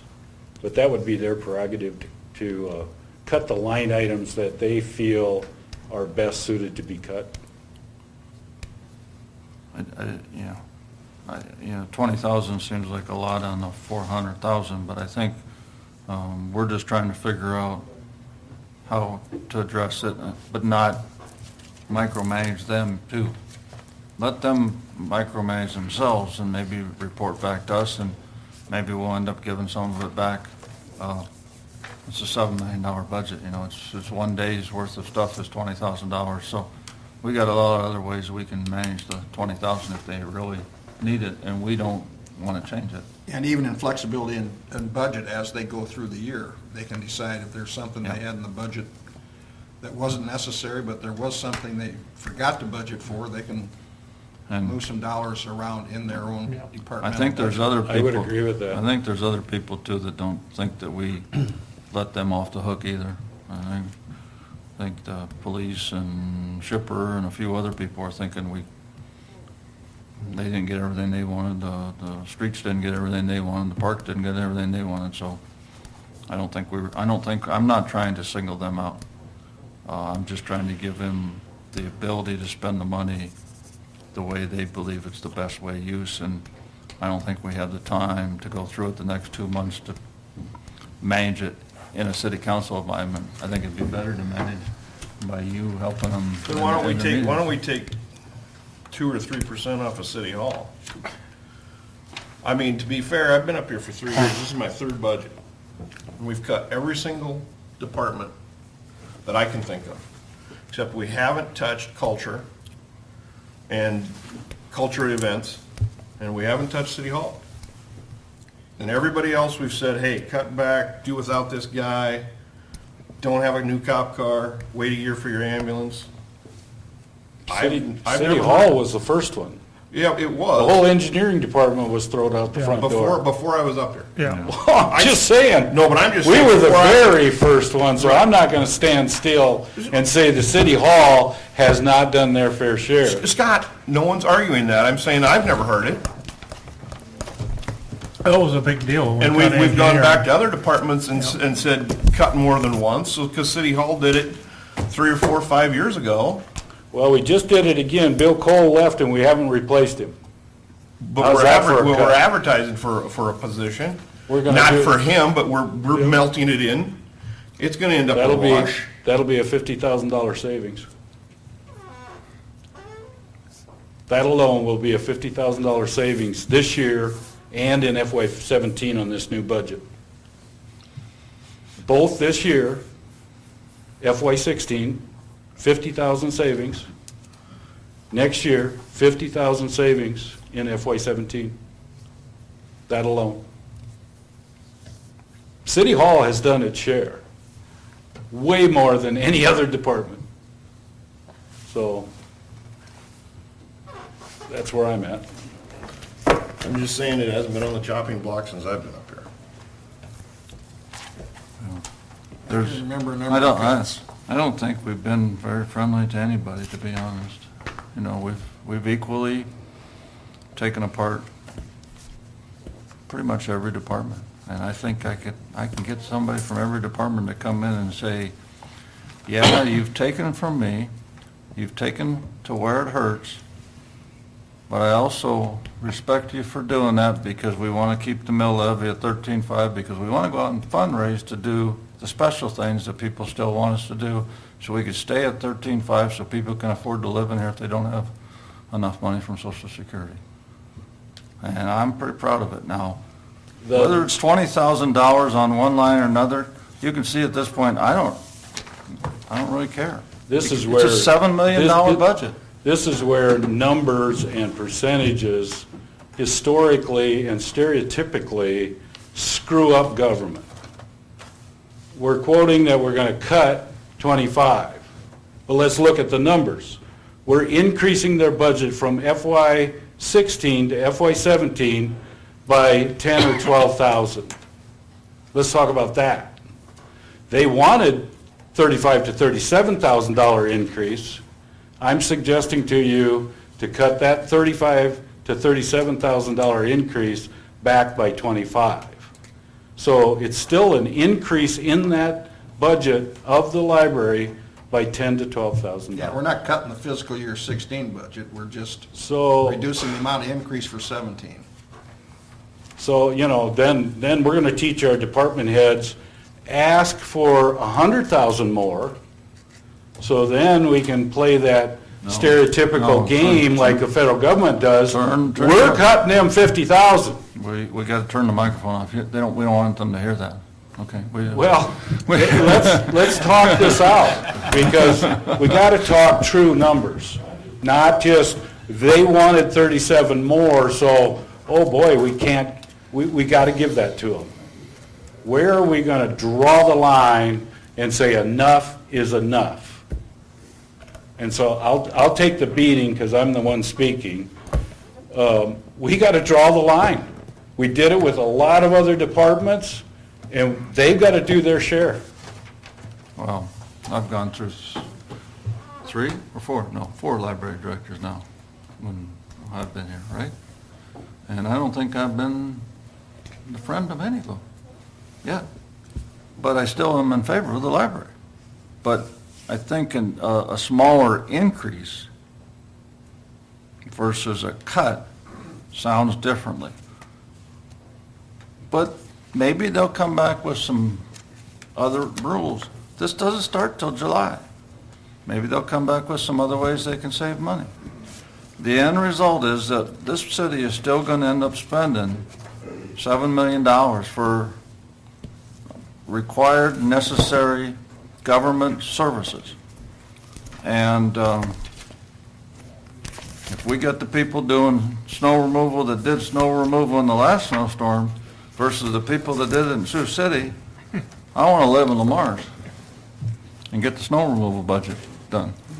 What you approved for the library this year in FY16, it's a footnote on your sheet, page 58, is nearly $28,000 was spent to save in their utility costs. $28,000 retrofitted all the lights. That's not in the FY16 or 17 budget. Shirley did stand here and tell you that, and again, that's dangerous, just like I said about B3 benchmarking, you can't just base it off of a couple months. But she stood here and did say she's seeing a reduction in heating costs. So really, the utility item probably could be lowered even more. But we didn't do that because it's hard to predict. Till you get the true experience. Kinda, so. So, but what we end up doing, and we're good, because we're at that same point every year, where none of us are quite happy. I think we've been there every year. In fact, one year, these guys will tell you, I voted to not pass the budget at all. And I was willing to take the city to the state legislature, because the state legislature was screwing around with the numbers and weren't going to give us numbers. And they convinced me that legal challenges would cost us a lot of money, so we voted to approve a budget. But I would venture to say, in 25 budgets, I'm not sure we've ever had everybody totally happy. Usually when we get everybody kind of unhappy, maybe you got house deals that are wonderful, but sometimes on house deals, both of them are just, they're okay, but they're not totally happy. That's probably when it's a good budget. So you got a couple of things that you're not sure I like. Kenny's got a couple of things he's not sure I like. Sometimes I got questions on some of these things. In the end, as we're spending, this is a road mark, but the spending, when it comes to us, we're still going to have to vote on that spending. We're still going to have to vote if they decide to cut hours. We're still going to have to do those kind of things. And as long as we do that, as long as these people see us on television doing it, sit in the audience and see us doing it, then we're doing our job. But we're going to leave taxes at 13.5, whatever anybody says. So that's what we're voting on. The rest of it's a roadmap. Yeah, just like Rex says, you vote on that mill levy and a few of the gross numbers. That's it. So how those numbers fall within the entire upper page on page 2. If it's under general fund, what the state sees is just one lump sum number. They don't see all that detail. And so if there's some variation throughout the fiscal year, that's okay, as long as the bottom line comes out the way it's supposed to. And I think every May, we amend the budget. Now, one of the things the legislature wants us to do now is they want us to amend the budget before we go over in certain categories throughout the year. which then people have mentioned, well, that may mean that we're going to amend the budget 10 or 12 times in a year. And they're saying, well, we don't care. But that hasn't been passed yet, but that's one of the proposals that's out there with your House and Senate people. The idea is that before you overspend on any category, you're supposed to give the authority to that, but we haven't got there yet. What would happen is basically then you'd over-categorize every category, just so you wouldn't have to amend it all the time, and then you'd amend it at the end to lower it, which would be even stupid accounting. But that's the way the proposal has been led so far. If any council person, we're gonna leave it at that, if any person won't vote for the budget because of certain things, you need to let us know. Otherwise, if your understanding of the concept and the total is right, then we'll move ahead and set the public hearing. Is that what we got to do? Yes. Okay. I'll make a motion accepting the proposed 16-17 annual budget and mill levy of $13.50 and establishing March 1st, 2016, 12 p.m. date and time for public hearing regarding the adoption of fiscal year 2016-2017 budget. Second. You got a motion and a second. All those in favor say aye. Aye. Any opposed? Okay. Sorry about that, Mr. and Mrs. Audience. We got a lot of stuff. CVP.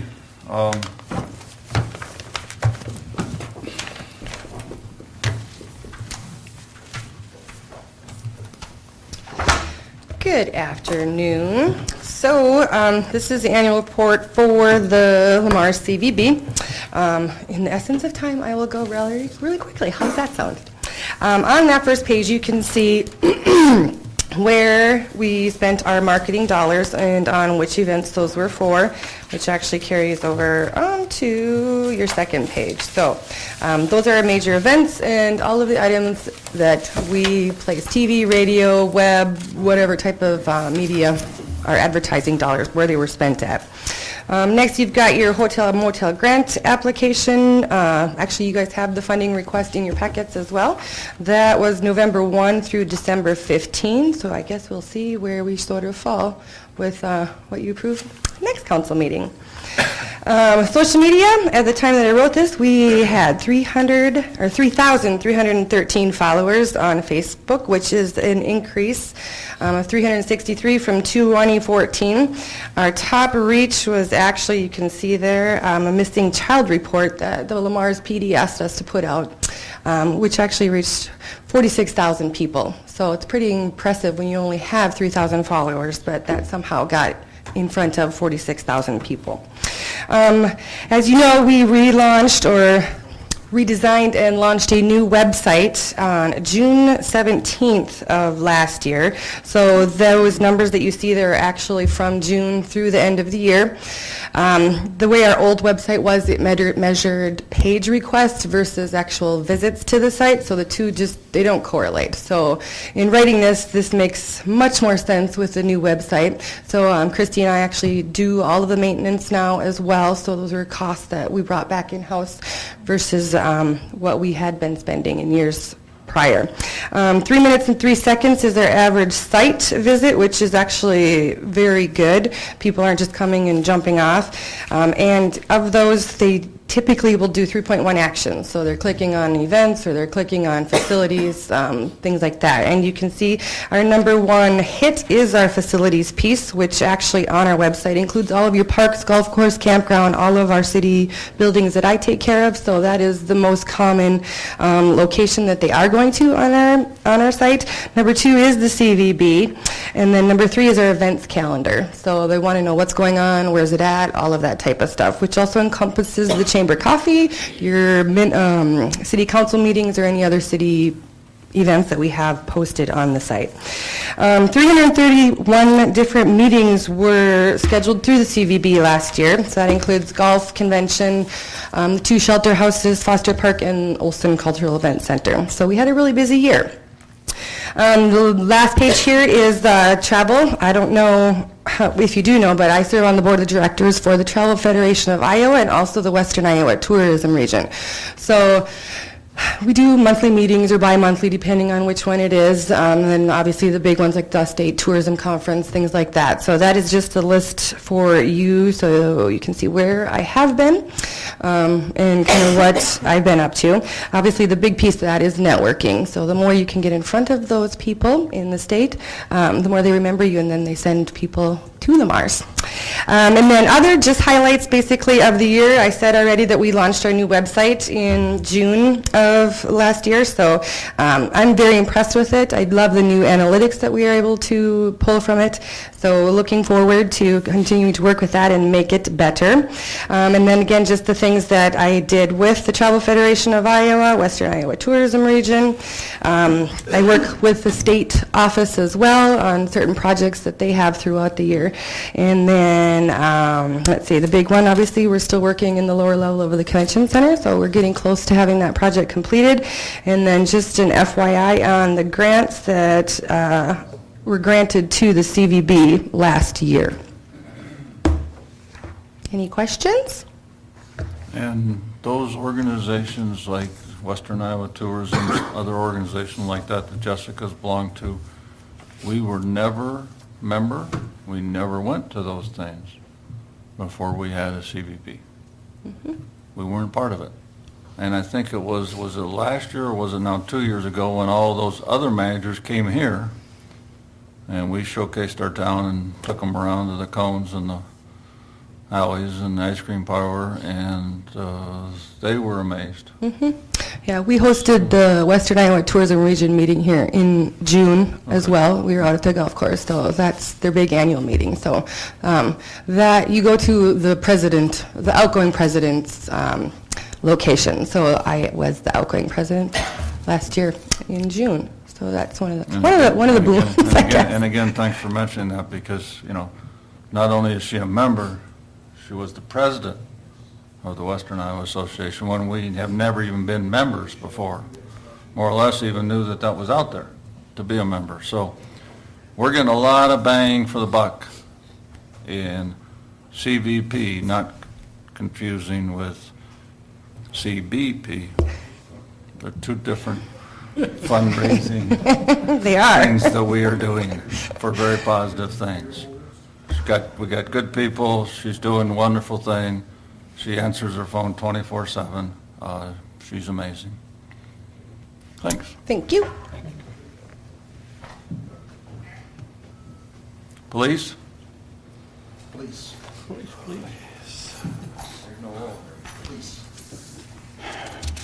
Well, thank you. As you all know, I've been standing in for Stu for the last 4 months. It's been interesting. So he's been putting in a few hours every couple days, so he's kind of working back towards getting back to work, but for the moment he's still recovering. So anyway, I'd like to thank Scott and the staff, city staff, the council, and all the other city departments for the support they gave throughout the last 4 months and the last year. Especially the street department, I think they've done a great job, and it certainly helps our job when they get those streets cleared off good. If you draw your attention to the second page of our report, it shows our staff. It's pretty much the biggest change there would be Lieutenant Trelaw retired, and we hired John Vickery. And then we have 2 part-time staff right now. One of the initial part-time staffer wanted to reduce hours, so we hired somebody to fill the extra hours. Page 3 is pretty much the same as the past years. We've done pretty much the same training. Recently we have a little more emphasis on special response and the active shooter situation, since that seems to be the situation that our country's in right now. So we train pretty extensively in that. Otherwise, pretty much everything else is redundant, or not redundant, but a repeat of last year. And if you go on to the next page, we have our grants there, and added a new section this year called Highlights. I'd just like to recognize Senior Officer Dan Pluger. He received an award back last year in 2015 for the Red Cross Award, American Red Cross, and for his role in a life-saving effort. He also received an award with the Governor's Traffic Safety Bureau for excellent in traffic safety. We had a National Night Out event last year. It was an open house, and that was pretty successful. It was an opportunity for the public to come out and see our facilities and have a hot dog and see what we do and get to meet the officers, and it was really pretty successful. And finally, I'd like to recognize Sergeant Jay King. He started his 20th year last year teaching DARE, and just appreciate his efforts. If we move on to the next page, you'll see it's a pie graph with the complaints, and then also a bar chart. That's our activity by year. We're pretty much the same as 2014. Nothing notable for last year. So if you go to the next page, accidents. Probably the noteworthy thing there is there are no fatalities. And I think that's the same as 14. So we're pretty fortunate that we've got a pretty safe community. And even though the graph there shows that we had more accidents, still think it's great that we didn't have anything too serious or any fatalities. And if you go to the next page, arrest charges, you'll see that we've actually dropped 64 arrests, 25 in the juvenile area and 39 in the adult area. I have no idea why their statistics, even though we're about as busy, if not busier than the year prior, for whatever reason we had less arrests. And the next page also reflects that. It's just the types of arrests that were made for juveniles. It reflects the 25 less. And the next page is citations. For whatever reason, we had 36 more contacts than we did prior year. So each year it appears to be on the increase. Parking tickets and citations are about the same as 14. And then the final page is calls for service. It breaks down all the different calls that we've had throughout the year. And once again, it's pretty much identical to 2014. And we're up 609 calls more. But in a nutshell, I think no homicides, no fatalities, no violent crime. So it's been a pretty decent year. We are a little understaffed, but as we all anticipate, Stu coming back, so hopefully. And that's, if you have any questions or... No, I would like to extend my congratulations to the police department for managing the situation. And it's almost like it didn't skip a beat. You guys took over the roles, did what you needed to do, asked for help when you wanted it. We supplied it if we could. And the town as a whole doesn't know any different. That's a treatment, that's a really gold star, whatever you want to call it, to you, but then also to all the men. They're wearing blue as far as I'm concerned. Oh, thank you. Yeah, I think that's everybody's feeling, don't you, Mr. Scott? Yeah, and you can add to their mix, they've also helped significantly on a committee to put together the new PD. And so we've been at it since November, I think, as a committee, and it's somewhat time-consuming to work all through all those issues with the architectural people. But I think we're going to have the drawing for the council in March sometime, hopefully. Well, maybe April.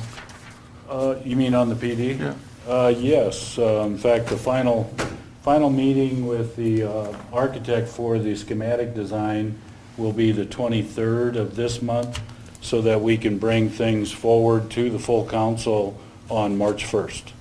Tim, how many warnings do you guys write out versus actual tickets? I don't have my chart with me, but Okay. I know it was quite a bit more. Yeah, we do. I just really wanted to commend you guys on that. And I think that's something that you need to spout a little bit, because you're not ticket happy. Yeah, we had 1,734 warnings versus 656 citations. Yeah. Could that So- reflect the Business Highway 75 reducing the speed? I think you've been pretty patient. I can give you the breakdown. I can't tell you how many tickets we've written out there or warnings, but as far as accidents are concerned, 4 of those were property damage and 2 were personal injury. So I believe we started that speed reduction in 2014, if I'm not mistaken. It was like mid-year. So I couldn't really tell you how that compares to the prior year, but yeah. Yeah, I think it's made They're a not as- difference. Accidents aren't as severe anyhow when they do make a mistake. And if you, Right. and if you have to listen to your box, go listen to it. We know, this is not Right. important. The other thing I wanted to commend you guys on is your Craigslist safe zone. That's another thing that I really think is just an absolutely phenomenal. I know it wasn't born here, but I think that is something you guys need to spout through the media, because that is really a good service to the community. Absolutely. That's one thing that the committee has tried to incorporate in this new station too, is to have an area for that. So I think it's going to be a cool deal, because it's right on a busy stretch. But, no, they've done yeoman's job on that, but anytime when you lose somebody, and happens to be the chief, not many people don't skip a beat, and you guys didn't miss a beat, so. Good work. Thank you. Give them all a pat on the back from us, as far as I'm concerned. Okay. Thank you.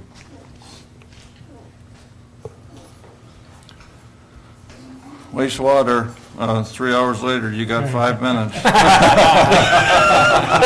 I'm sorry. Look who's I can do back! it really fast. Look who's back! Yeah. Well, it's good to be back. Earl informed me that snow blowers were never meant to fly, so. I appreciate Bill back there. He took over for me while I was gone, kept everything together. I think he did an excellent job. So, guess with that, we can move on. Combined facility loadings, we're up. We're up to 717 million on raw wastewater. Average out about 1.9 million. We can go through this number by number, but I know you guys want to get out of here, so I'll try and make it shorter, okay? We're just looking at removal efficiencies, if you want to look at that. We did a 99.5 on the CBOD removal. TSS was 96. That's phenomenal as far as I'm concerned. The new plant, the old plant are really working well together. We treated, the city facility treated alone 560 million. Still had the 99% removal efficiency. The industrial plant had 157 million, and we're still running 99 efficient on both plants. The old plant was getting so overloaded that it was affecting it, so it was good timing with the new plant. They're both, I don't know how much more we could take. The old plant could take a little more. We're trying to push as much as we can to the new one to reduce the odor at the old one, and I think that's worked. They're both working really good. The old one's showing its age pretty good, but we're holding her together. It's still doing a really good job. The breakdown per flow hasn't changed a lot. The citizens, small business were 57%, Wells 31, and Dean Foods 12. Biosolids, we went down, and it's not because we pump less, we're just handling it better. We found, we're trying to, what we call it a supernate, basically we let the sludge settle, we drain more of the clear off back to the plant. So that dropped it from 12 million down to 8.6, which is a significant savings. Well, we were hoping for a significant savings in hauling, but we had some other problems that we had to move the sludge around, and it ended up not saving us much at all. But we hope to change that situation. Land applied, way down. Industry, north and south plant, we got 219 million from them.